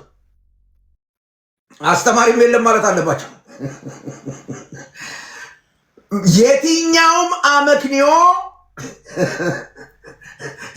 እዚህ ላይ ሊሰራ አይችልም ዘመዶች። ለምን ያላችሁኝ እንደሆነ ሐዋርያው ቅዱስ ጳውሎስ እንዳስቀመጠ ማረከ ይላል፣ ከዛ ሰጠ ነው የሚለው። ምን ሰጠ ብለን ስንል እነዚህን ጥሪዎች እነዚህን አገልጋዮች ባይ ዘ ዌይ እነዚህ ሰዎች ናቸው ለቤተ ክርስቲያን የተሰጡ ሰዎች ናቸው። እና ሙግት ያቀርባሉ አንዳንድ ሰዎች አይ በሐዋርያትና በነቢያት መሰረት ላይ ተመስርታችኋል ይላል። ስለዚህ ሐዋርያቱ ያሉት ነገር በመጽሐፍ ቅዱስ ተጽፎ ተጠርዞ ቁጭ ብሏል። ስለዚህ አሁን ምን ያደርጉልናል ሐዋርያት ይላሉ። አይ ሰጪውን ነው እንጂ በጠየቅ ምን ሊያደርጉ ሰጠህ ብለህ ስትጠይቀው እዛው ይነግራል። ኤፌሶን በጣም እኮ ደስ የሚለው ምን ሊያደርጉ ተሰጡ ብለህ ስትጠይቅ ሐዋርያው ቅዱስ ጳውሎስ በግልጽ ይነግርሃል። መንፈሳዊ ሕፃንነትን ከቤተ ክርስቲያን ለማስወገድ፣ ሰዎች በትምህርት ነፋስ እንዳይወሰዱ ለማድረግ፣ ቅዱሳን ወደ ኢየሱስ ክርስቶስ ፍጹም ሙላት እስኪደርሱ ድረስ መንፈሳዊ ብስለትን እንዲያገኙ፣ ቅዱሳንን ለአገልግሎት ስራ ለማዘጋጀት ተሰጡ ነው የሚለው ከሞ እንጂ መጽሐፍ ቅዱስ ተጽፎ እስኪያልቅ ድረስ ተሰጡ አይልም። ኤርምያስ ይሰማል ይሄ ንግግር? አንተ ችግር አለብህ፣ እንዲህ ያለ ነገር መስማት ትቸገራለህ። ለማንኛውም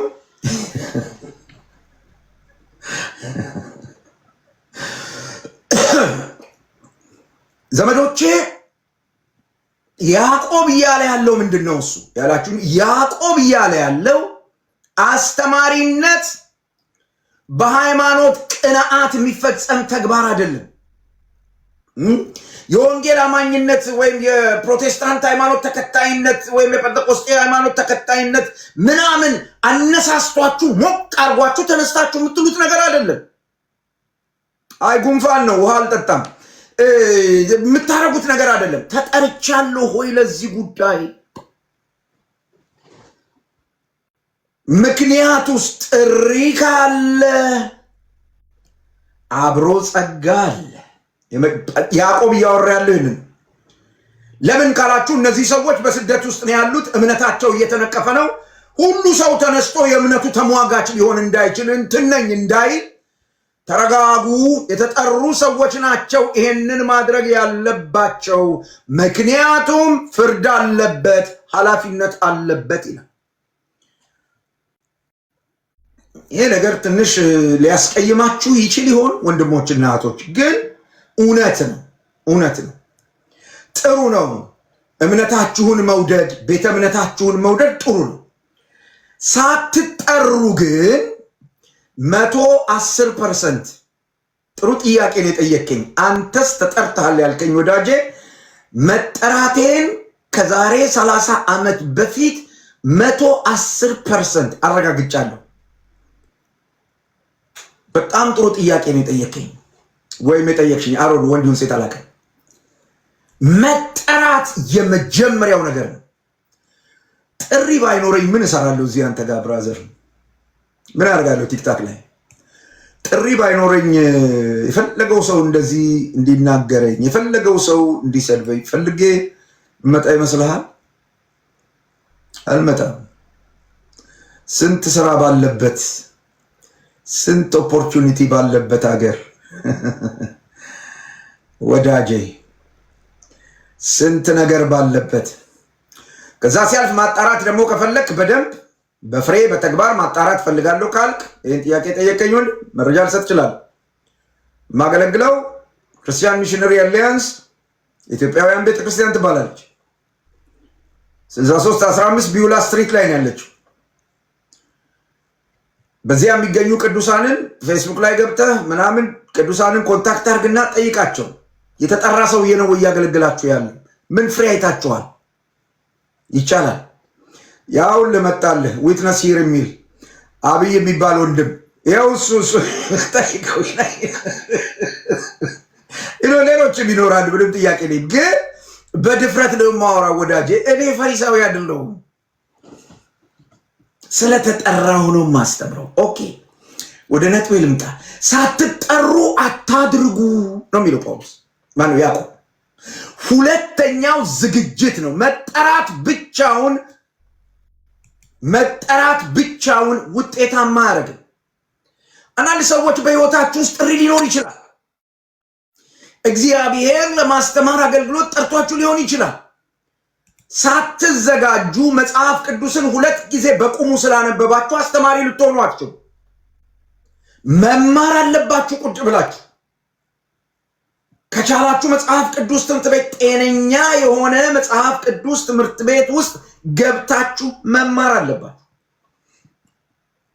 መጋቢዎቻችሁ፣ አስተማሪዎቻችሁ ሊያስተምሯችሁ ይገባል እንጂ ተጠምቃችሁ ከውሃ እንደወጣችሁ ኧረ ቁጭ ብለህ ተማር ስትባል ዞርበል ለምንድነው ቁጭ ብዬ የምማረው ምናምን የምትሉ ሰዎች ከሆናችሁ በዛው ነው የምትጠፉት ዘመዶቼ። ጥሪ እኮ ሊኖር ይችላል በህይወታችሁ ውስጥ፣ ግን ዝግጅት ስለሌላችሁ። ለምን ካላችሁኝ ኃላፊነቱ ከባድ ነው። ኃላፊነቱ ከባድ ነው። ዝግጅት የሚባል ነገር ያስፈልጋል። ስለዚህ ያዕቆብ ምንድነው የሚላቸው? ጥሪ ማነው ያለ ጥሪ ወይም ያለ ዝግጅት ወደ ማስተማር ተግባር እንዳይገቡ ያለባቸውን ከባድ አደራ እንዲረዱ ያሳስባቸዋል። ታዲያ ከዚህ እውነት አንጻር እኛ ምን እናርግ ካልን፣ እኛ ከዚህ እውነት አንጻር ልናደርግ የሚገባው ነገር ለእውቅና ብለን ህዝብ ለማስተማር መቸኮል የለብንም። በጣም ልባችንን መፈተሽ አለብን። ለምንድነው እሱ የእግዚአብሔርን ቃል መናገር ማስተማር የምፈልገው? ለምንድነው? አንድ ይሄ ማስተምረውን እግዚአብሔርን ቃል የቱን ያህል አምነዋለሁ? 2 ይሄን ማስተምረውን እግዚአብሔርን ቃል የቱን ያህል እታዘዘዋለሁ? 3 ይሄ በጣም ቁልፍ ነገር ነው። ከኛ አንጻር ይሄ ነው መሆን ያለበት። ለምን ካላችሁ ያዕቆብ ራሱን ጨምሮ እንደነገረን ሁላችን ድክመት ስላለን፣ ስለዚህ የሚያስተምሩ ሁሉ ማለት መጋቢዎች ሊሆኑ ይችላሉ፣ የሰንበት ትምህርት ቤት መሪዎች ሊሆኑ ይችላሉ፣ የመጽሐፍ ቅዱስ ጥናት ቡድን መሪዎች ሊሆኑ ይችላሉ፣ የልጆች አስተማሪዎች ሊሆኑ ይችላሉ። በዚህ ጉዳይ ላይ ሊጠነቀቁ በፍጥነት ሊመለሱና በእግዚአብሔር ጸጋ ላይ ሊደገፉ ይገባል። ለምን? ሁላችን በብዙ ነገር ምን እናደርጋለን? እንሰናከላለን። ቅድም እንዳልኩ ያዕቆብ ራሱን ይጨምራል። ሁላችን ማናችንም ፍጹም ንግግር ያለን ሰዎች መሆን አንችልም። ፍጹም በንግግራችን ማንሳሳት፣ በንግግራችን ግድፈት የማይገኝብን ሰዎች ልኖር አንችልም። ሰው ሁሌ መዘጋጀት፣ ሁሌ መማር፣ ሁሌ በንስሐ ራስን ማዘጋጀት ይጠይቃል ማለት ነው። ይሁን እንጂ ንግግር የብስለት ቁልፍ ነው። በመንፈሳዊ ህይወታችን የማደጋችን የመብሰላችን ማስረጃ ስለሆነ ያዕቆብ በቃል የማይሰናከል ማንም ቢኖር ይላል። ዋው! በቃል የማይሰናከል ማንም ቢኖር እርሱ መላ ሰውነቱን ደግሞ ሊገራ የሚችል ፍጹም ሰው ይመስላል ነው የሚለው፣ ወይም ፍጹም ሰው ነው ይላል። ሰው አንደበቱን መግራት ከቻለ ነው የሚለው ጳውሎስ፣ ግን ከአቅም በላይ ነው። እንግዲህ ያዕቆብ ነው ይሄን የሚለው፣ ይቅርታ፣ ያዕቆብ አስተማሪነትን በተመለከተ ከንግግር አንጻር ከስነ ምግባር አንጻር ሊሆን የሚገባውን ነገር ከተናገረ በኋላ በዚሁ አውድ የበሰሉ ክርስቲያኖች በንግግራቸው የሚታወቁ ከሆነ ማቹር ያደረጉ ክርስቲያኖች አስተማሪዎች በንግግራቸው የሚገለጡ ከሆነ አንደበት ወይም ምላስ ምን ያህል ኃይል እንዳለው መረዳት በጣም አስፈላጊ ነገር። ብዙ ጊዜ ለዚህ ጉዳይ ትኩረት የማይሰጠው በዚህ ምክንያት ነው። ስለዚህ ሁለተኛው የምናነሳው ነገር ምንድን ነው? የአንደበትን ኃይል ከቁጥር 3 እስከ ቁጥር 6 ድረስ ቅዱስ ያዕቆብ ያብራራበትን ሁኔታ እንመለከታለን። ያዕቆብ አስተማሪዎች ከባድ ፍርድ እንደሚቀበሉ ከተናገረ በኋላ አንደበት ትንሽ ብትሆንም ይላል፣ አንደበት ትንሽ ብትሆንም ትልቅ ተጽዕኖ እንደምትፈጠር፣ ትልቅ ለውጥ እንደምታመጣ 3 ትልልቅ ነገሮች አንስቶ ምሳሌዎች አንስቶ ያዕቆብ ይነግረናል። ምን ማለት ነው? ትንሿ ነገር ምን ያህል ትልቅ ተጽዕኖ ልታደርስ እንደምትችል ወይም እንደምትፈጥር ለማሳየት 3 ዋና ነገሮች እዚህ ምሳሌ ተጠቅሟል። የመጀመሪያው የፈረስ ልጓም ነው። ኤርሚያስ የሚያውቅ አይመስለኝም የፈረስ ልጓም። የከተማ ልጅ ስለሆነ ማንን ልጠይቅ? የፈረስ ልጓም የሚያውቅ ገበሬ የሆነ ሰው ይኖር ይሆን? ዘመዶቼ በደንብ አድርጋችሁ ስሙ። ይሄ የፈረስ ልጓም የሚባለው ነገር በፈረሱ አፍ ውስጥ እዚህ ጋር ነው የሚገባው። የሆነ እንደዚህ አይነት ብረት ነው ይገባና እዚህ ገመድ አለው። ደን ፍሬን እንደማለት ነው። ልክ ነው። ያ ብረት ይገባና በፍጹም አስቸጋሪ የሆነውን ለመጋለብ ሰው ሊጋልበው፣ ሰው ለትራንስፖርት ሊጠቀምበት፣ ሰው ሊቀመጥበት እምቢ የሚል እየፋነነ እየዘለለ የሚያስቸግር ፈረስን ያቺ ትንሽ ብረት ትቆጣጠረውና ሙሉውን ፈረስ ወይም ኃይለኛና ጉልበታሙን እንስሳ ያንን ትልቁን ፈረስ ማለት ነው ሰንጋውን ፈረስ ሰውየው ወደሚፈልገው አቅጣጫ ያውም ምላው ላይ ተቀምጦ ወዲህ ወዲያ እያደረገ ያንቀሳቅሰዋል። ሊሮጥ ሲፈልግ ጠበቅ አድርጎ ሲይዝ ቀጥ ይላል። እንዲሮጥ ሲፈቅድለት ገመዱን ላላ ሲያደርግ ፈትለክ ይላል ማለት ነው። ወደ ግራ እንዲዞር ወደ ቀኝ እንዲዞር ሲፈልግ ወደ የቀኙን ገመድ ሳብ ሲያደርግ ብረቱ ያዝ ሲያደርግ ወደዚያ እንደዚህ ሆኖ ይኖራል።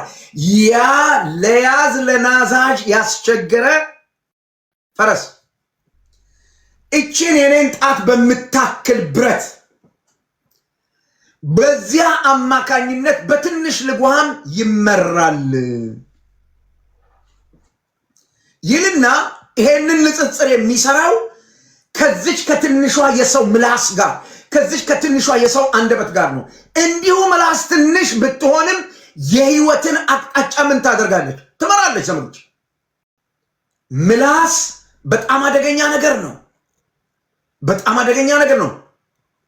ከአፋችሁ የሚወጣ ነገር፣ የምትናገሩት ነገር የህይወታችሁን አቅጣጫ ወዳልተፈለገ መስመር ሊወስደው ይችላል። ትንሽ ፈገግ ላርጋችሁ።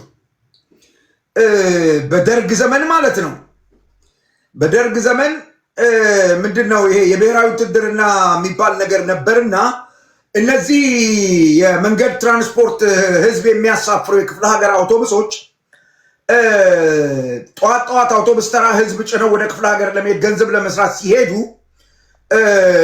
እነዚህ ደርግ ባለስልጣናት ይሄዱና ግዳጅ አለ ይሉና እነዛን አውቶቡሶች ሁሉ ጠርገው ይወስዱና ወታደር ጭነው ወደ ሆነ ቦታ ይልካሉ። ስለዚህ በዚያ ጊዜ የነበሩ የአውቶቡስ ሾፌሮች ደጅ ሲሉ ይቆዩና እነዛ ባለስልጣናት አለመምጣታቸውን ካወቁ ቶሎ ገብተው ጭነው ለማምለጥ ነው የሚሞክሩት። እና አንድ ቀን እንደሱ ከሚያደርጉ ሾፌሮች መካከል አንድ ሰውዬ በቃ ዛሬ አገር ሰላም ነው ብለው ልክ ሲገቡ ገብተው ሰው ጭነው መውጫ የሚባል ነገር አለ እሱን ወስደው ሊወጡ ሲሉ እነዛ ሰዎች ደረሱ። ባሉ የጫናችሁትን አውርዱና ወደ ግዳጅ ነው የምትሄዱት ብለው የጫኑትን ሰዎች አስወረዷቸው። እና በዛ ጊዜ አገሪቱን ይመሩ የነበሩት ሰውዬ ኮሎኔል መንግስቱ ኃይለማርያም ይባላሉ። እንደዚህ እንደኔ ቆዳቸው ቀይ ነው እሳቸው። እና እኛ ሰውዬ በጣም ተናደዱ። የዛን ቀን የሚያገኙትን ብር እንደሚያጡ ሲገባቸው ምን ይሄ ባሪያ አገሩን በጠበጠው አሉ ማለት ነው። ከዛ በኋላ እዛ መጥተው የነበሩ ካድሬዎች ምናልክ አሉና አንጠልጥለው ይዘዋቸው ወደ ቢሮ ገቡ። እና ድገመው ቅድም የተናገርከውን አንዴ ቿ አረጓቸውና ድገመው ቅድም የተናገርከውን አሏቸው። ከዛ ሰውየው ምን አሉ? እኔ እንጃ ምንድን ነው የተናገርኩት አሉ። የተናገርከውን አታውቅም? ተናግሬያለሁ ብያለሁ ሰማይ ይሁን ምድር ይሁን አላውቅም፣ አሁን ጠፍቶብኛል አሉ። ዘመዶቼ ልብ በሉ። ወደ ግዳጅ መኪና ነርተው ሊሄዱ የነበሩት ሰውዬ ከአፋቸው በወጣ ቃል መኪናቸውን ሌላ ሰው እንዲሾፍር ተደርጎ እሳቸው የህይወት አቅጣጫቸው ወደ ሌላ መስመር ሄደ። አንደበት በጣም ከባድ ነገር ነው። በጣም በብዙ ትህትና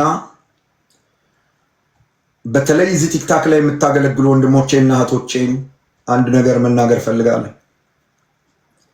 እባካችሁ ስለምንናገረው ቃል በጣም እንጠንቀቅ። አንዳንድ ሰዎች ድሮ እናቴ አናግሮ ከአናጋሪ ሰውረኝ ትላለችና ተናግረው ሊያናግሩን ይሞክራሉ። እንጠንቀቅ። ቃላቶች በጣም ወሳኝ ናቸው።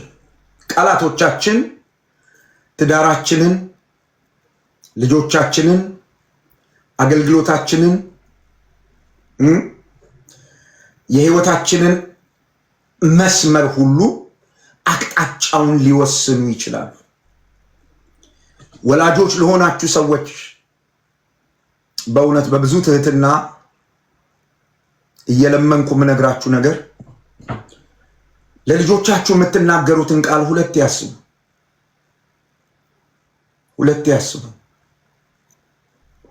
በልጆቻችሁ ፊት ከአንደበታችሁ ስለሚወጣው ቃል ሁለት ያስቡ።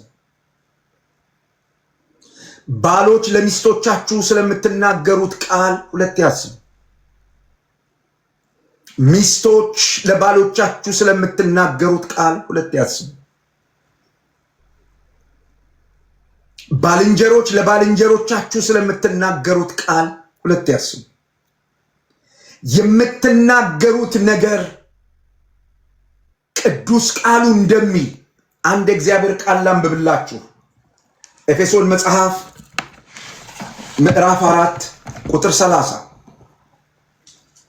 አማኝ ሁልጊዜ ከመናገሩ በፊት እርግጠኛ ሊሆንባቸው የሚገቡ መርሆች ዛሬ ልንገራችሁ። አገልጋዮች አብረዋችሁ ከሚያገለግሉ ሰዎች ጋር ከመነጋገራችሁ በፊት እነዚህን መርሆች ተጠቀሙባቸው።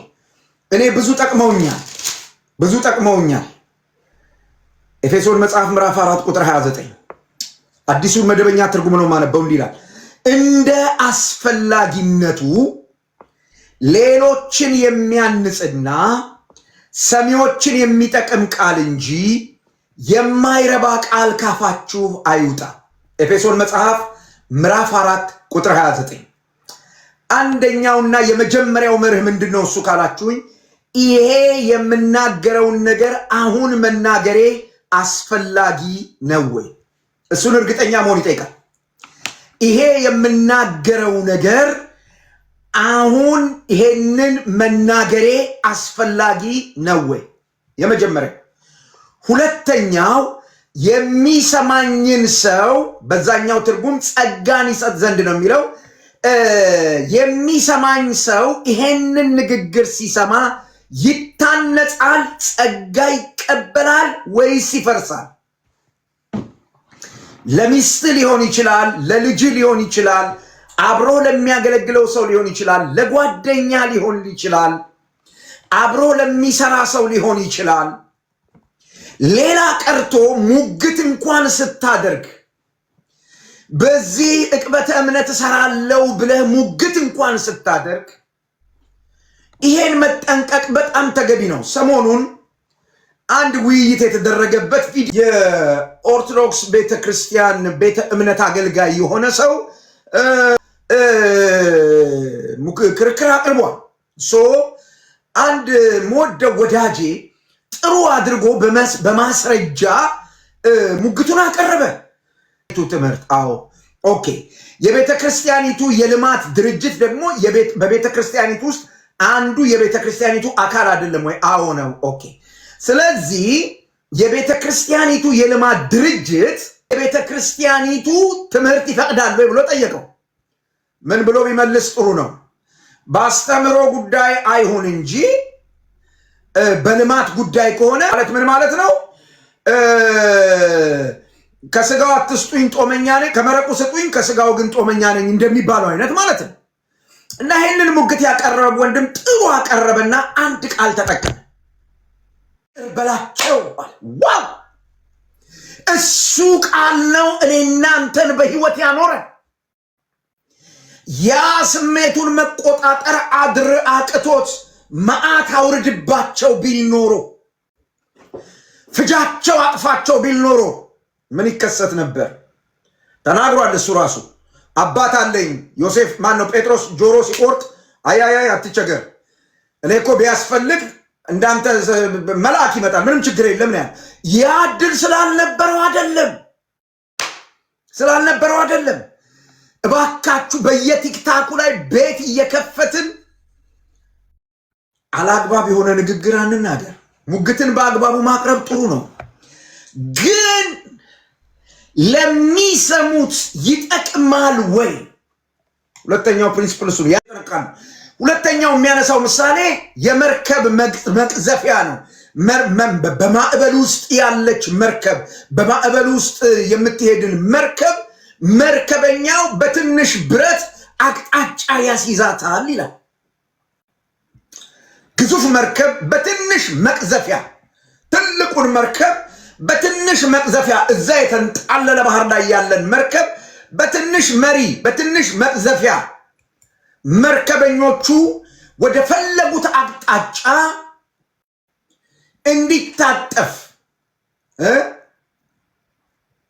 እንዲታጠፍ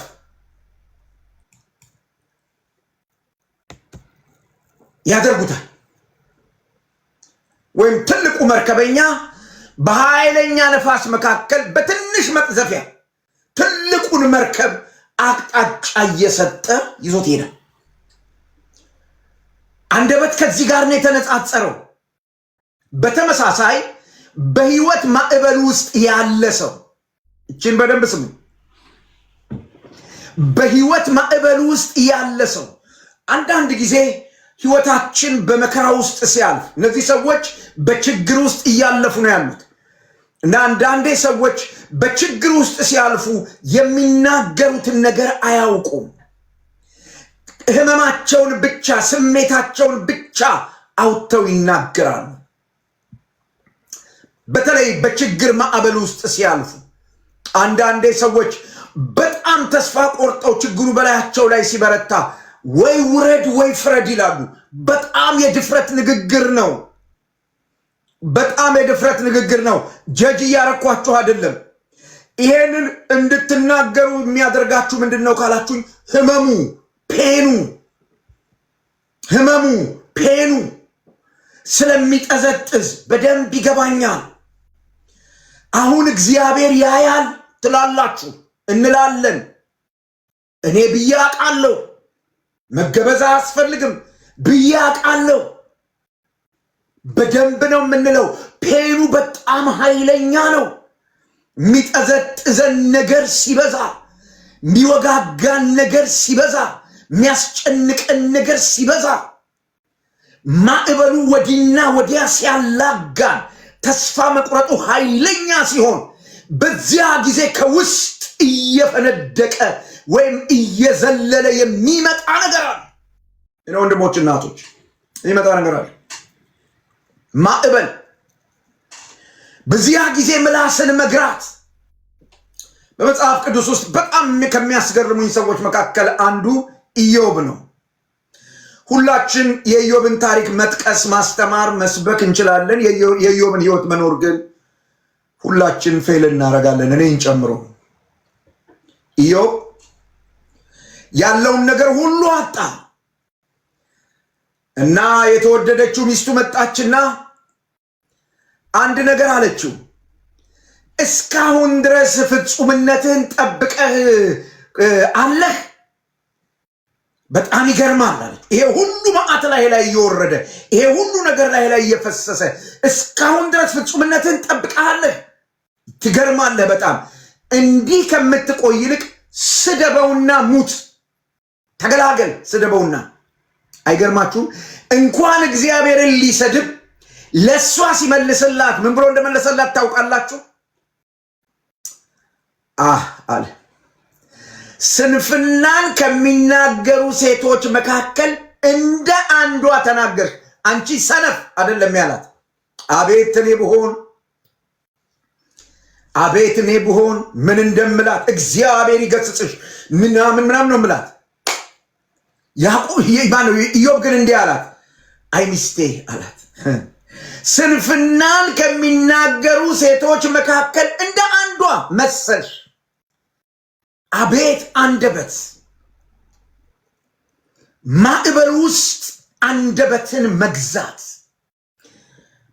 ዘመዶቼ፣ በማዕበል ውስጥ ስንሆን አንደበታችን ወይ ወደ እግዚአብሔር ፈቃድ ወይ ወደ ጥፋት ሊመራን ይችላል።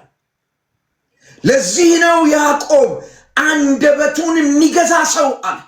ሁለንተናውን ነው የሚገዛው፣ አይቻልም እንጂ። ሶስተኛው ያነሳው ምሳሌ ትንሽዬ እሳት ነው። ትንሽ እሳት፣ በጣም ትንሽ የሆነች እሳት ትልቅ ደን፣ ትልቅ ጫካ ታቃጥላለች፣ ሙልጭ አርጋ ታጠፋለች። ትንሽ ብልጭታ ሙሉን ደን ልታቃጥል ትችላለች። ያዕቆብ ምላስ እንደ እሳት ናት ይላል። ላንብብላችሁ፣ በጣም እኮ ነው የሚገርመው። ተመልከቱ ቁጥር 5 እንዲሁ አንደበት ደግሞ ትንሽ ብልት ሆኖ፣ ልክ እዛ ፈረሱ አፍ ውስጥ እንደሚገባው ብረት ትንሽ ሆኖ፣ ጫካ እንደምታቃጥለው እሳት ትንሽ ሆኖ፣ ልብ በሉ፣ መርከቡን ወደ ግራና ወደ ቀኝ እንደምትቃኘው መቅዘፊያ ትንሽ ሆኖ በታላቅ ነገር ይመካል። እነሆ ትንሽ እሳት እንዴት ያለ ትልቅ ጫካ ያቃጠለና አንደበት እሳት ነው ይላል። አንደበት እሳት ነው። ያዕቆብ አንደበት ወይም ምላስ እሳት ነው ይላል። አንደበት ወይም ምላስ የአመፅ ዓለም ነው ይላል። ሰምታችኋል? አንደበት ወይም ምላስ ምንድን ነው? የአመፅ ዓለም ነው ይላል። የአመፅ ዓለም ማለት ምላስ ሁሉን አይነት ኃጢአት መግለጽ ትችላለች ማለት ነው። ለምሳሌ ውሸትን፣ ስም ማጥፋትን፣ ሐሜትን፣ ትዕቢትን፣ ስድብን። ሐሜት በምላስ፣ የትዕቢት ንግግር በምላስ ይቻላል። ስድብ አሁን ኃጢአት መሆኑ ቀርቷል። ማጉረምረም። ለዚህ ነው መጽሐፉ የአመፅ ዓለም ናት ይላል። ከዚያስ ስጋን ሁሉ ታጎድፋለች ይላል። ምን ማለት ነው? ስጋን ሁሉ ታጎድፋለች ማለት የምንናገረው ቃል ከአፋችን የሚወጡ ቃላት ሙሉ ህይወታችንን፣ ግንኙነታችንን፣ ምስክርነታችንን ያበላሻል። ከአፋችን የሚወጣ ቃል ሙሉ ህይወታችንን ያበላሻል። ከሰዎች ጋር ያለንን ተግባቦት፣ ማህበራዊ ተግባቦታችንን፣ የህይወት መስተጋብራችንን ያበላሻል። ምስክርነታችንን ያበላሻል። ይሄንን ያደርጋል። ለዚህ ነው የአመፅ ዓለም ናት የሚለው። ቀጥሏን ነገር ይናገራል። የፍጥረት ሩጫን ታቃጥላለች ይላል። ጌታ ኢየሱስ የፍጥረት ሩጫ ታቃጥላለች።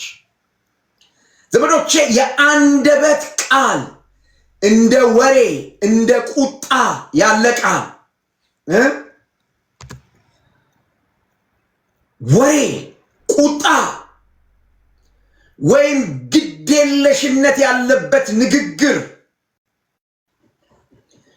ግዴለሽነት የተሞላበት የድረ ገጽ ጽሑፍ ለዓመታት የቆየን መልካም ነገር ሊያፈርሰው ይችላል። የፍጥረት ሩጫ ትቃጠላለች። በዚህ አጋጣሚ የምትሰሙኝ ወላጆች ሆናችሁ በልጆቻችሁ ጥፋት ምክንያት ደማችሁ ሲሞቅ፣ በሰሩት ስህተት ምክንያት ደማችሁ በጣም ሲሞቅ፣ ስሜታችሁ በጣም ሲግል፣ በላያቸው ላይ የምትናገሩትን አሉታዊ ቃል ላለመናገር ራሳችሁን መያዝ አለባችሁ።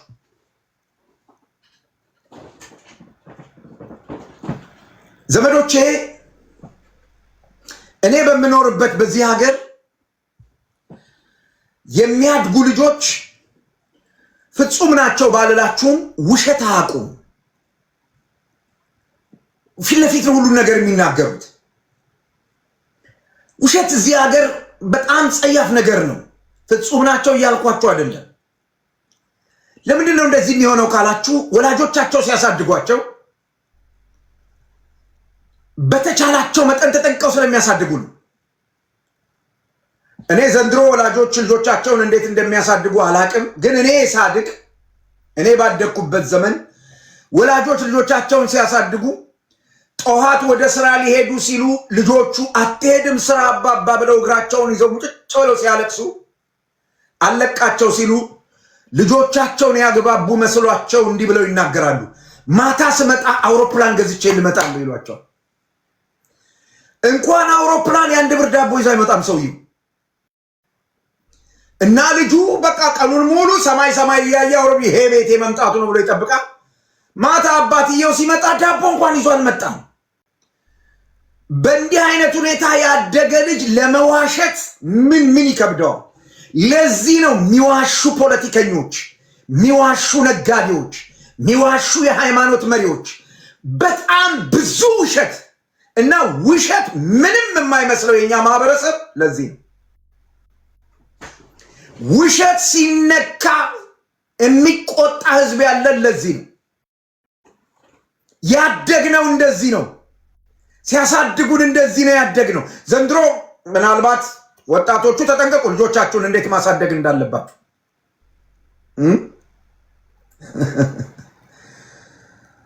ውሸታም ተማሪ፣ ውሸታም አስተማሪ፣ ሚሰርቅ እና ሲያስተምሩን ደግሞ እንዲህ ብለው እየነገሩን ነው ያስተማሩን። የሚያበላ ነው ያሉ። ስለዚህ ተምረው ግራጁዌት አድርገው ትምህርት ላይ የተሰማሩ ሁሉ በላተኞች ነበሩ። ስለዚህ አገሪቱ ራቆቷን የቀረችው ድርቅ በድርቅ ሁሌ ልመና። አንድ መብላት የሚጸየፍ ሰው ሲገኝ ምድሪቱ ምን እንደሆነችው ይሄን በአደባባይ ነው የምናገረው፣ አይኔ ያየው ስለሆነ። አንድ መብላት የሚጸየፍ ሰው አትበሉም የሚል ሰው ሲመጣ አቤት ስንት ነገስታት እንዲጋጣል የምንናገረው ንግግር ሲሾም ያልበላ ሲሻር ይቆጨዋል። ስለዚህ ቤተክርስቲያን ሽማግሌ ሲሆን እንዴት እንትን እንደሚለው የሚያስበው መጋቢ ይኸውላችሁ የተነሱብን ነቢያት የተባሉት ሰዎች በዚህ ነው የተነሱት። ሲሾም ያልበላ ሲሻር ይቆጨዋል። ሲቀባ ያልዘረፈ መቼ ይዘርፋል? ትንቢት መናገር ሲጀምር ካልዋሸ ካልሰረቀ መቼ ይሰርቃል? ይሄን እየሰማ ነው ያደገው። ተበላሽተናል። እግዚአብሔር ይፈውሰን። የፍጥረት ሩጫ፣ የትውልድ ሩጫ፣ የጀነሬሽን ሩጫን ታቃጥላለች የሚለው በዚህ አግባብ ነው። ዘመዶች እየሰማችሁኝ ነው? ይሄ ከትውልድ ወደ ትውልድ ከልጅ ወደ ልጅ እየተላለፈ መጥቶ እዚህ ጋር ደርሰናል።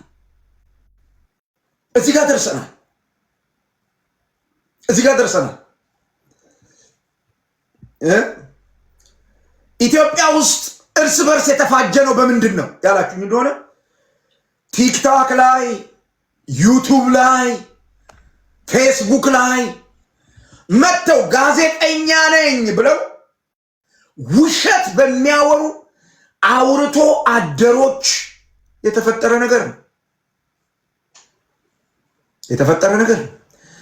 አንዳንዶቹ አገልጋይ ነኝ ፓስተር ነኝ የሚሉ እንኳን አሉ እዚህ ውስጥ በዚህ ተግባር ውስጥ። አቤት እንዴት ያሳፍራል!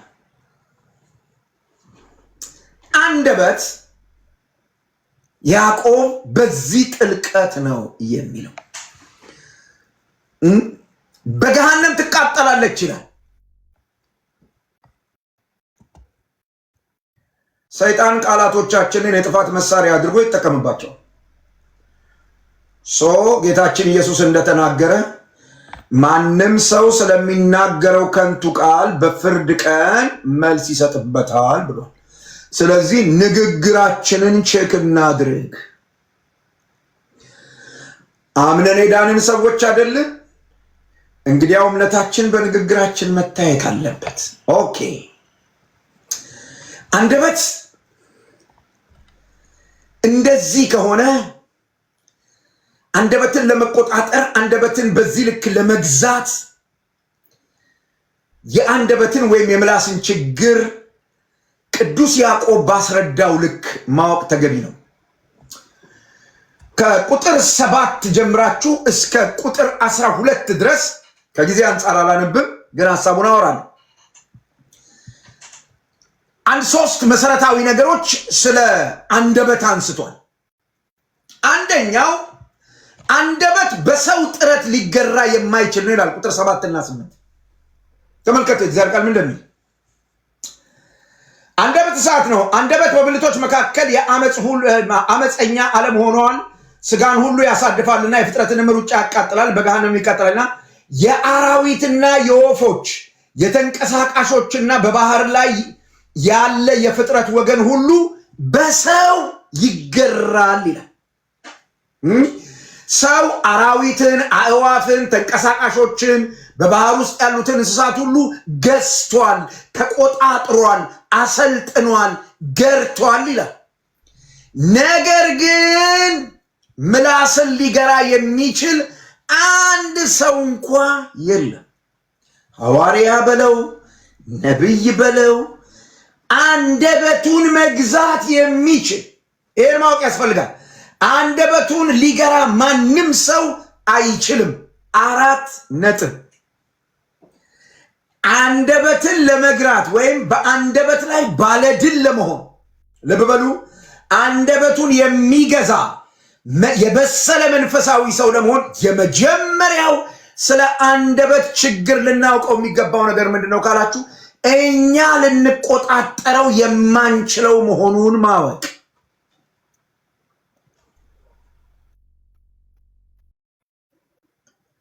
ሁለተኛው በውስጡ ያለውን ነገር ማወቅ ነው። ምን ብሎ ይናገራል? በውስጡ ስላለው ነገር ሲናገር ስለ ምላስ ወይም ስለ አንደበት የማያርፍ ክፉ ነገር ነው፣ የሚገድል መርዝ ሞልቶበታል ይላል።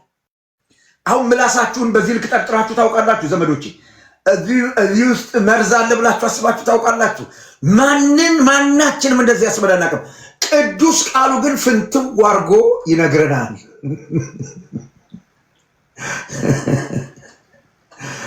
የሚገድል መርዝ የሞላበት ወላዋይ ክፋት ነው ይላል።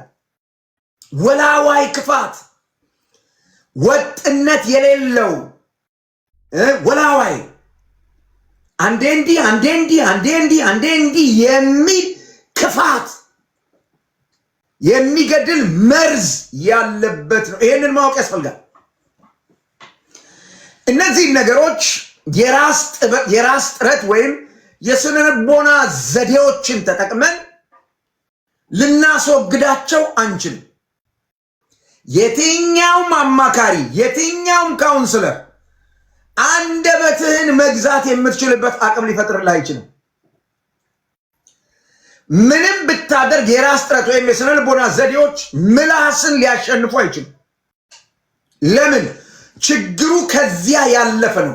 ከስነ ልቦና ምሁራን ወይም ከሳይኪያትሪስቶች እውቀት ያለፈ ነው ችግሩ፣ የጠለቀ ነው ችግሩ። ይሄን ማወቅ የመጀመሪያው ነገር። ሁለተኛው ስለ አንደበት ልናውቅ የሚገባው ነገር የበረከትና የእርግማን ቅራኔን ይቀበላል። አንደበት ችግር የለበትም። በረከትና መርገም በአንድ ላይ የሚሄዱ ነገሮች አይደሉም። በሰው አፍ ውስጥ ግን በአንድ ጊዜ አብረው መሆን ይችላሉ። ጉድ እኮ ነው። የእግዚአብሔር ቃል ምን እንደሚል ታውቃላችሁ አይደል? በአንድ ምላስ ይላል ያዕቆብ ይህንን ሲያስረዳን፣ በአንድ ምላስ ጌታንና አባትን እንባርካለን ወይም አብን እንባርካለን። በዚያው ምላስ በእግዚአብሔር አምሳል የተፈጠሩትን ሰዎች እንራገማለን ይላል። ምላስ ችግር የለበትም። ስባርክ ነበር እንዴት እራገማለሁ ማለት አይችልም። ይሄን ስለሚያደርግ ሁልጊዜ ምላስ የሚሰራው ችግር አለ። አንድ ነገር ልንገራችሁ። እግዚአብሔር ይባረክ ብላችሁ በእግዚአብሔር አምሳል የተፈጠረውን ሰው ስትረግሙት ሰውየውን ሳይሆን የምትረግሙት በመልኩ የፈጠረውን እግዚአብሔር ነው የምትረግሙት። በመልኩ የፈጠረውን እግዚአብሔር ነው የምትረግሙት። ያ ሰው የእግዚአብሔር ነው። ዛሬ ነው ትናንትና ኤርሚን ስሰማ ምንድነው ስለ መርገም የሚራገሙ ነቢያት ምናምን ብሎ ሲናገር ሰማሁኝ በተባራሪ ትላንት ወይ ዛሬ ይመስለኛል። የእርግማን ቃል አወጣለሁ የሚሉ ነቢያት ጉድ ነው እኮ። ይሄን የእግዚአብሔር ቃል ማያውቁት በዞረበት የማይዞሩ እነሱ ሲናገሩ ነው እኔና እናንተ አሚን አሚን አሚን የምንለው። ኧረ ተው ዘመዶቼ፣ እነዚህ ሰዎች መንፈሳውያን አይደሉም። እንዲህ አይነት ነገር ያላቸው ሰዎች ያዕቆብ አይገባም እንዲህ አይነት ነገር። በአንደበት ላይ ግን ሁለት የተቃረነ ነገር በአንድ ጊዜ ማድረግ ይቻላል። እንዲህ አይነት አደጋ አለ። ስለዚህ ስለ አንደበት ይሄንን ማወቅ በጣም ቁልፍ ነገር ነው። ሶስተኛው የአንደበት ችግር ስሩ የሰው ልብ ነው። ይሄን ማወቅ በጣም አስፈላጊ ነገር ነው። ቁጥር 11 እና 12 ላይ ነው የምታገኙት። ምን ብሎ ይናገራል? ጣፋጭና መራራ ውሃ ከአንድ ምንጭ ማለት ልብ ማለት ነው፣ መውጫ ማለት ነው። በኋላ ምን ሰው አለው በእግዚአብሔር ቃል ልብ በሉ።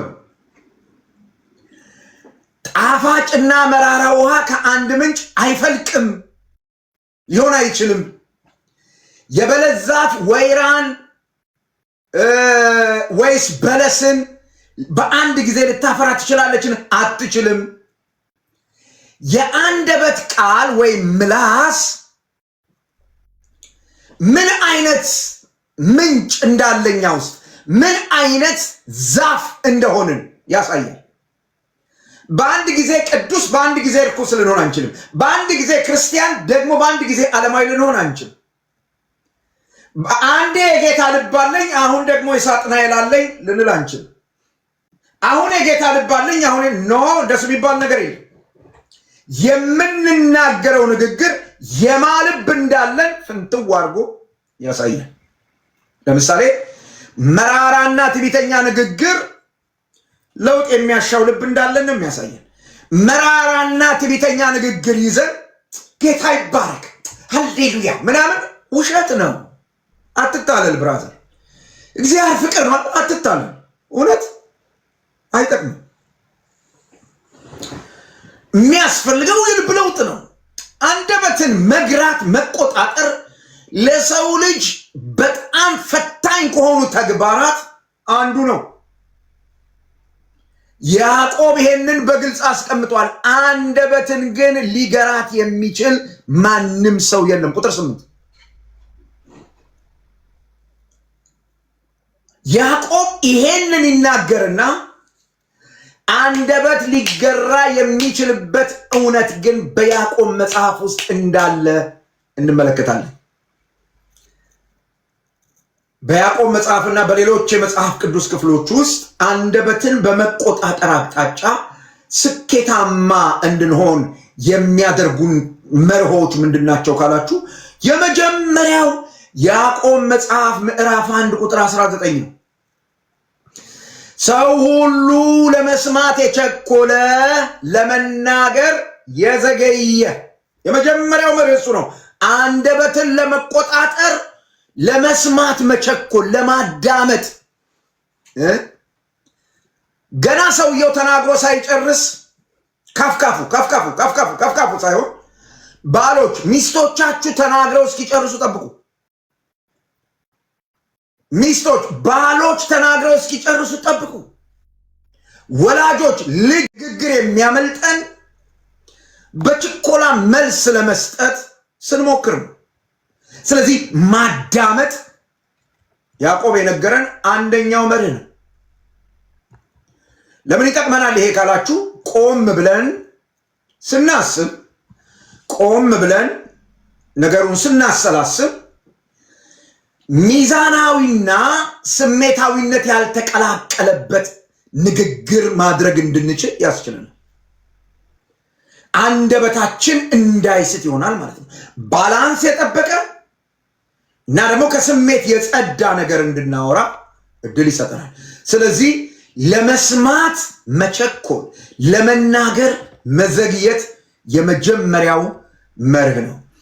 ይሄንን መርህ እግዚአብሔር ይርዳኝ እኔ ልጠቀመው ፈልጋለሁ የምትሉ ሰዎች እስቲ አንዳንድ ቁጥር ጻፉ። እኔ ልጠቀመው ፈልጋለሁ እግዚአብሔር ይርዳኝ የምትሉ የምሬ ነው። በምክንያት ነው የማጽፈው። ይሄንን መርህ ልጠቀመው ፈልጋለሁ ሪሊ ለኔ ያስፈልገኛል የምትሉ ሰዎች እግዚአብሔር አምላኬ በጌታ በኢየሱስ ክርስቶስ ስም ይሄንን ጥበብ ያካፍላችሁ። ይሄ በጣም ኢምፖርታንት የሆነ ነገር ነው። ሁለተኛው አንደበትን ለመግዛት የሚጠቅመን ነገር ምንድነው ካላችሁ የልብ ንጽህና ነው። የልብ ንጽህና ማቴዎስ ወንጌል ምዕራፍ 12 ቁጥር 24 ላይ እንደሚናገር ጌታችን ኢየሱስ ክርስቶስ እንዳስተማረ የኛ አገር አንድ ትክክል ያልሆነ እንትን አለ፣ ንግግር አለ፣ ልማድ አለ። ምን ይላሉ? እሷ እኮ አፏ ነው እንጂ ልቧ ውስጥ ምንም የለም ይላሉ። ውሸት። ልቧ ውስጥ ያለው ነው የሚወጣው። ልብ ውስጥ የሌለ የሚወጣ ምንም ነገር የለም። ምንም። የሁሉ ነገር መነሻ ልብ ነው። ቅዱስ ቃሉ ይህን ደጋግሞ ይናገራል። ለምሳሌ የምሳሌ መጽሐፍን ብትመለከቱ አጥብቀ ልብህን ጠብቅ የህይወት መውጫ ከዚያ ነውና ይላል። ስለዚህ ህይወት የሚባለው ነገር ሁሉ የሚመነዘረው ከልብ ውስጥ ወጥቶ ነው። በዚህ በማቴዎስ ወንጌል ምዕራፍ 12 ጌታችን ኢየሱስ ክርስቶስ ሳይታጠቡ እንዴት ይበላሉ ረክሰዋል ሲሉት አያያያያይ አለ ጌታ ኢየሱስ። አይ ሰው እኮ እጁን ታጥቦ ሳይታጠብ ስላልበላ አይረክስም። ባይሆን ታይፎይድ ምናምን ሊይዘው ይችላል፣ የአንጀት በሽታ ምናምን ሊይዘው ይችላል እንጂ አይረክስም። ሰውን የሚያረክሰው ነገር በልቡ ሞልቶ ያለ ከልቡ የሚወጣ እርሱ ነው። ምንድነው በሰው ልብ ያለው ሲባል ጌታ ኢየሱስ እንዲህ አለ፣ ይሄ ክፉ ሁሉ ከሰው ልብ ይወጣል። ምን ሁሉ? ክፉ ሁሉ። እና ሲዘረዝረውስ ማመንዘር፣ ዝሙት፣ ውሸት፣ ቅናት፣ ስድብ፣ ጥላቻ ወይ ዘረዘር። ሰዎች ሳያስቡት ዝሙት ሊሰሩ አይችሉ። ሲገዘገዙ ሲያውጠነጥኑ ከርማው ነው ሊወድቁ የሚችሉት ዘመዶች። እንደሱ ነው የሚሆን። ዝም ብሎ የለም። ድንገት የሚባል ነገር የለም። በጉልበት ካልሆነ በስተቀር አስገድዶ ካልሆነ በስተቀር በኃይል ካልሆነ በስተቀር ሰዎች በልባቸው የተሰለሰለውን ነገር ነው የሚሆኑት። እንደው ድንገት ተሳደብኩ የሚባል ነገር የለም። ኦልሬዲ ለክፉ ቀን ስቶሪ ያረከው ልብ ውስጥ ስቶሪ ያረከው ነገር ካለ አጋጣሚ ሲያገኝ አፈትልኮ ይወጣል። ስለዚህ ልብ ለውጥ ያስፈልጋል። አንደበትን ለመግዛት በጣም ያስፈልጋል። በጣም ያስፈልጋል። ጌታ ኢየሱስ በልብ ሞልቶ ከተረፈው አፍ ይናገራል እና አንደበትን ለመግራት መጀመሪያ ምን ነው መግራት የሚያስፈልገው? ልብ ነው። ልባችንን እንዴት አድርገን እንግራው? በምን መንገድ ነው ልባችንን አቅጣጫ ልናስይዘው የምንችለው? የመጀመሪያው ነገር አእምሯችንንና ልባችንን በመልካም ሐሳቦች መሙላት ነው። በመልካም ሐሳቦች መሙላት ነው። ተደጋጋሚ የሆነ የሚያበሳጭ የሚያስቆጣ ምናምን የሚያንተከትክ ነገር ስታስብ ቆይተህ ትንሽ ነካ ስትደረግ ነው የምትፈነዳው ወንድሜ። ምንም ጥያቄ የለውም። ምንም ጥያቄ የለውም። ልባችንን ምን እናድርገው ያላችሁኝ እንደሆነ ልባችንን ለእግዚአብሔር ፍቅር ማስገዛት፣ በእግዚአብሔር ፍቅር መሙላት። እሺ ልባችንን በመልካም ሐሳብና በእግዚአብሔር ፍቅር መሙላት ጥሩ ነው የነገርከን። ይሄ እንዴት ይቻላል? በቅዱሳት መጽሐፍት ዕውቀት በመሞላት። በአጭር ቃል ልቤ እንዴት ሊለወጥ ይችላል? በእግዚአብሔር ቃል ሙላትና ዕውቀት። ለእግዚአብሔር ቃል ራሴን ስሰጥ። ቅዱሳት መጽሐፍት ሁሉ የእግዚአብሔር መንፈስ አለባቸው ይላል እና ለትምህርት፣ ለተግሳጽ፣ ልብንም ለማቅናት በጽድቅም ላለው ምክር ይጠቅማሉ። የእግዚአብሔርም ሰው ለበጎ ሥራ ሁሉ የተሰናዳ ይሆን ዘንድ ወደ እግዚአብሔር ቃል የእግዚአብሔር ቃል እንዲገዛን በእግዚአብሔር ቃል ልባችን እንዲለወጥ በልባችን ውስጥ የእግዚአብሔር ቃል እንዲነግስ መፍቀድ አለብን። ዳዊት ያለው ይሄንን ነው። አንተን እንዳልበድል ቃልህን በልቤ ሰወርኩ። በሌላ ስፍራ ደግሞ ሲናገር ጎልማሳ መንገዱን በምን ያነጻል ይላል? ቃልህን በመሰወር ነው። ለዚህ የእግዚአብሔር ቃል በሙላት ይኑርባችሁ ይላል። ያለ እግዚአብሔር ቃል በጸሎት ብዛት አትለወጡም። በጣም ብዙ የሚጸልዩ የሚሳደቡ፣ በጸሎት የሚሳደቡ፣ በትንቢት የሚሳደቡ፣ በትንቢት የሚራገሙ ሰዎች የበዙት ለዚህ ነው። እግዚአብሔር ቃል it's very important። ያኔ ልባችን ሲለወጥ፣ ልባችን በእግዚአብሔር ቃል ሲሸነፍ ሲገዛ አበቃ ባለድል እንሆናለን በአንደበታችን። ሶስተኛው ለቃላችን በር ማበጀት ነው። መዝሙር 141 ቁጥር 3 ላይ መዝሙረኛው ዳዊት እንዲህ አለ፣ አቤቱ ለአፌ ጠባቂ አኑር፣ አቤቱ ለአፌ ጠባቂ አኑር፣ የከንፈሮቼንም መዝጊያ ጠብቅ አለ። አቤቱ ለአንደበቴ፣ ለከንፈሬ፣ ለአፌ ጠባቂ አኑር፣ የከንፈሮቼንም መዝጊያ ጠብቅ ብሎ ጸለየ። አንደበትን መግዛት ከኔና ካንተ አቅም በላይ ስለሆነ፣ ከኔና ካንቺ አቅም በላይ ስለሆነ መለኮታዊ እርዳታን፣ መለኮታዊ እገዛን መጠየቅ ያስፈልጋል ማለት ነው። ጸሎት ማለት ነው። እንደ ዳዊት አራተኛው መርህ በስማ ይህን ተናግሬ ጥበብን የሚቀጥለው ሳምንት አወራቸዋለሁ። እዚህ ጋር ማቆም ይኖርብኛል። በጣም ብዙ ነው የሄድኩት ለካ። እሺ አራተኛው መርህ አንደበትን ለመግዛት የሚረዳ ዝምታን መለማመድ ነው። ዝምታን መለማመድ። ምሳሌ መጽሐፍ 10:19 ላይ ምን ብሎ ይናገራል? በቃል ብዛት ውስጥ ኃጢአት ሳይኖር አይቀርም ይላል። በቃል ብዛት ውስጥ ኃጢአት ሳይኖር አይቀርም፣ ከንፈሩን የሚገታ ግን ብልህ ነው ይላል። ከንፈሩን የሚገታ ግን ብልህ ነው። ዝምታን መምረጥ በተለይ በቁጣ ጊዜ የሚያስቆጣ ነገር ሲከሰት የሚያስቆጣ ነገር ሲመጣ ዝም ማለት፣ ስለማናውቀው ነገር አስተያየት ከመስጠት መቆጠብ ትልቅ ብልህነት ነው ዘመዶች። በአንደበት ከመሳት ያድናል።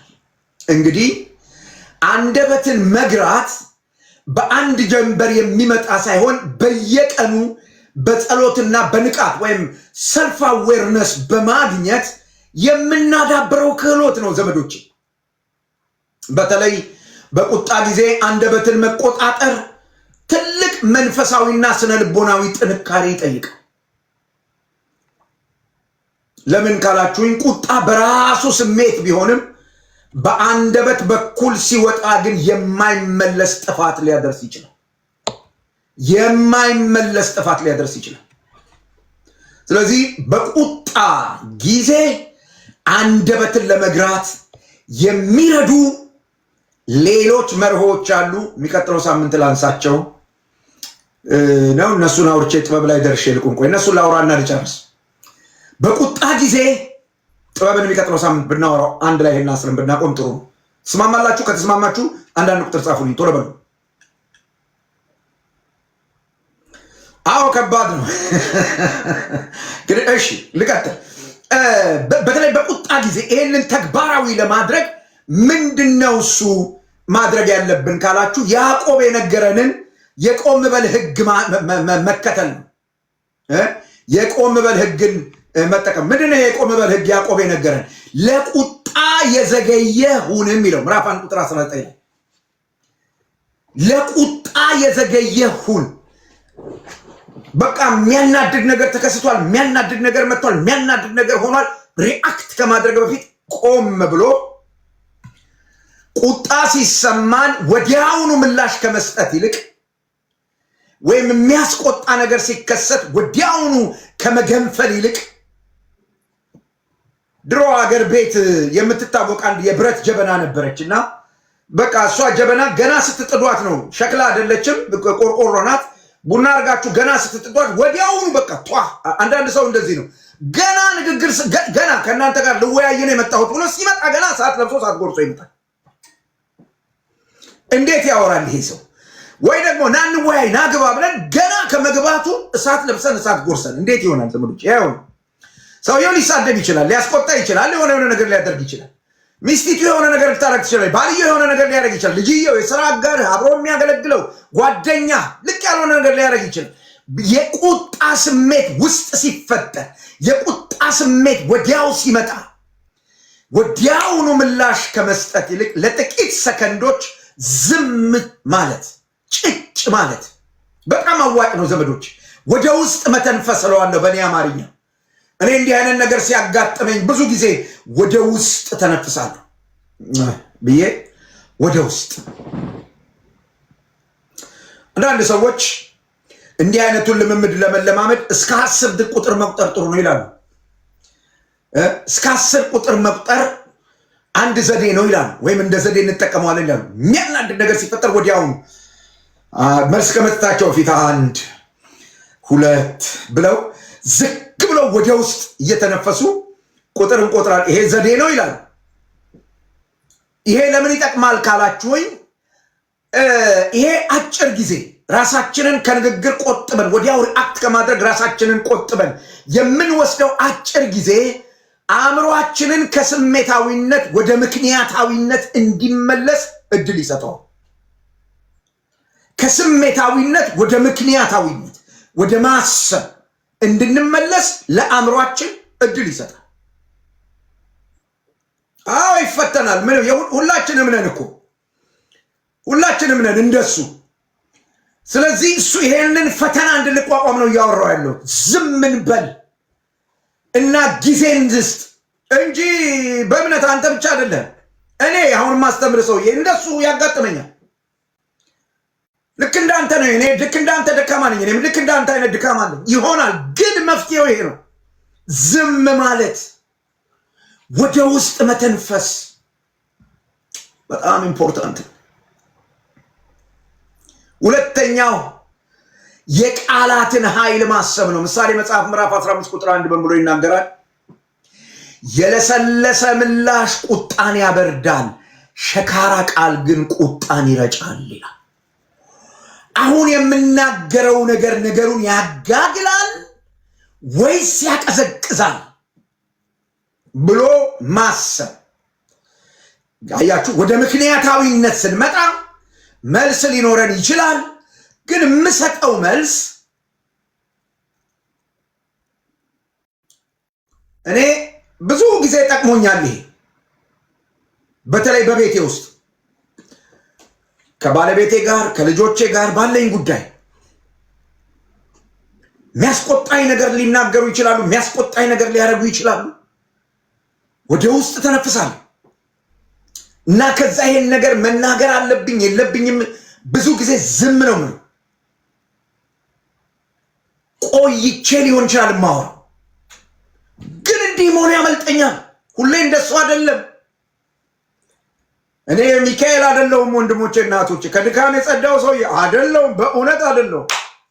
እንደሱ እንዳይገባችሁ። ልክ እናንተን እየፈተነ የሚጥላችሁ ነገር እኔንም ጧ እየወሰደ በእግዚአብሔር ጸጋ ነው የምታገለው። ስለዚህ ጸጋ ያስችላል። ለዚህ ነው ማወራ።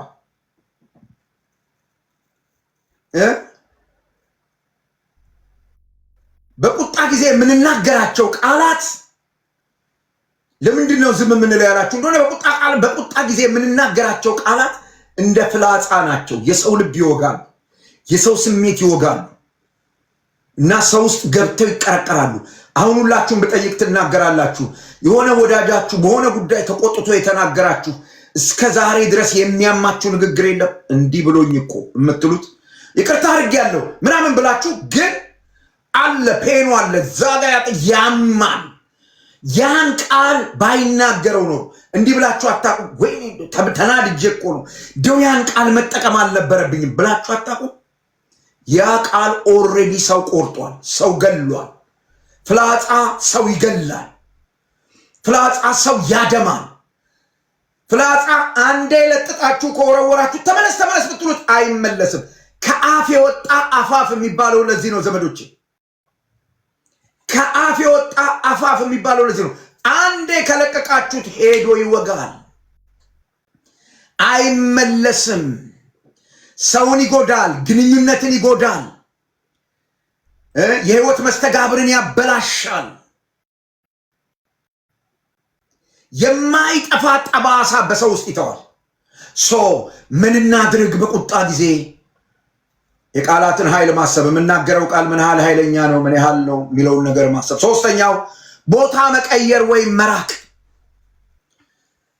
ቁጣ ሲበረታ ወይም ቁጣው በርታ ካለና ንግግሩ ወደ ጠብ እያመራ ከሆነ ቲክታክም ላይ ከሆናችሁ ነክታችሁ ውጡ። ብዙ ጊዜ የሚያሳስበን እሱ ነው። ራን፣ ሮጠ፣ ሸሸ ምናምን ብለው ኮመንት ስለሚጽፉ ይጻፉ። ጥለውጣ ብራዘር፣ ፈሪ ለእናቱ። ለምን ትረክሳለህ? ለምን ጌታን ታሳዝናለህ? ለምን ሰው ትጎዳለህ? ለምን የሚጸጽትህን ነገር ትናገራለህ? በቃ ከተጧጧፈ ጣጣ አድርገህ ውጣ። ምን አታገለ? መሮጥ ወደ ጠብ እያመራ ከሆነ አንተ ውይይት ጠብቀህ፣ አንተ ሰላማዊ ንግግር ጠብቀህ ሰዎቹ ወደ ረብሻ ከሄዱ ወደ ጦርነት ጥለውጣ። ምን አታገለ ብራዘር? ለምን ትጣላለህ? ያንተ ዓላማ አይደለም። ጥለውጣ። ሮጠ መልስ ስለሌለው ምናምን ያሉት ይበሉ። ምን ያመጣሉ? ምን ቸገረህ እንዴ? እዛ ቁጭ ብለህ ደምህ እየሞቀ እዛ ቁጭ ብለህ አላግባብ የሆነ ቃል እየተናገርክ ከመንፈስ ቅዱስ ጋር ያለ ግንኙነት እየተበላሸ ውስጥህ እየደረቀ መንፈስህ ድርቅ እያለ ከምትጨቃጨቅ ፈሪ ለእናቱ ነው ብራዘር። ከዚያ ቦታ ለቀህ መራቅ ብልህነት። ከባለቤትሽ ጋር ወይ ከባለቤት ጋር ተነጋግራችሁ በቃ ወደ ጠብ ካመራ ወካርጊ ውጪና ወካርግ ውጣና ከአገልጋዩ ጋር በቃ ተነጋግራችሁ መግባባት ካልቻላችሁ ብሮ እዚህ ጋር እናቆመው ብለህ ትተውጣ። በተለይ በትዳር አጋሮች መካከል፣ በወላጆችና በልጆች መካከል እንዲሁም በአገልጋዮች መካከል ቁጣው የበረታ ሲሆን ይሄንን መርህ መከተል አደጋውን ለመቀነስ የሚኖረው ድርሻ ዘመዶቼ ቀላል ግምት የሚሰጠው አይደለም። በቃ ትታችሁ መሄድ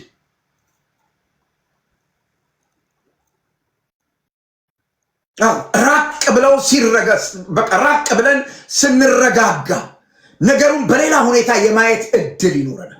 አይናችን ይከፈት፣ ያን ይረዳናል። ስለዚህ አሁን ከተነጋገርን በሉ ጠብ ከሚፈልገው ሰው ጋር አይ ደማችን ሞቋል፣ አሁን ከተነጋገርን ስህተት ልንነጋገር እንችላለን፣ ትንሽ ቆይተን ብንወያይ ይሻላል ብሎ ማለፍ በጣም አንደበትን ለመግራት ትልቅ አስተዋጽኦ አለው። አራተኛውና የመጨረሻው በጸሎት መታገዝ ነው። ቅድም እንዳነሳሁኝ በጸሎት መታገዝ ነው። ቁጣ የውስጥ ሰላም ማጣትን ያሳያል። ስለዚህ በዚህ ሰዓት ከልብ ጌታ ሆይ አፌን ጠብቅልኝ ብሎ ማሰብ መማጸን ትልቅ መረዳት ነው ዘመዶች። መንፈሳዊ ጥንካሬ የሚመጣው በጊዜያዊ ጥረት ብቻ ሳይሆን ዘወትር ልብን በሰላም በመሙላት ነው። ስለዚህ በጸሎት የጌታን ፊት መፈለግ በጣም አስፈላጊ ነገር ነው። በቁጣ ጊዜ እች ንግግሬን ስሙ፣ የመጨረሻ ንግግሬ ስለሆነች፣ በቁጣ ጊዜ ዝምታ ከንግግር በላይ ኃይል አለው። እደግማለሁ። በቁጣ ጊዜ ዝምታ ከንግግር በላይ ኃይል አለው። ዝምታ ማለት መሸነፍ ሳይሆን ራስንና ሌላውን ከጥፋት የመጠበቅ ጥበብ ነው። ልድገምላችሁ። ዝም ማለት መሸነፍ ሳይሆን ራስንና ሌላውን ከጥፋት የመጠበቅ ጥበብ ነው። ዛሬ እዚህ ላይ ላብቃ። ጥበብን የሚቀጥለው ሳምንት አነሳለሁ። ይቅርታ ትንሽ አርዝሜባችኋለሁ። ነገሩን ሰፊ ስለሆነ ነው። አንድ ምዕራፍ ሙሉ ነው ያነሳሁት። ለዚያ ነው ይቅርታ ይደረግልኝ። አብቅቻለሁ።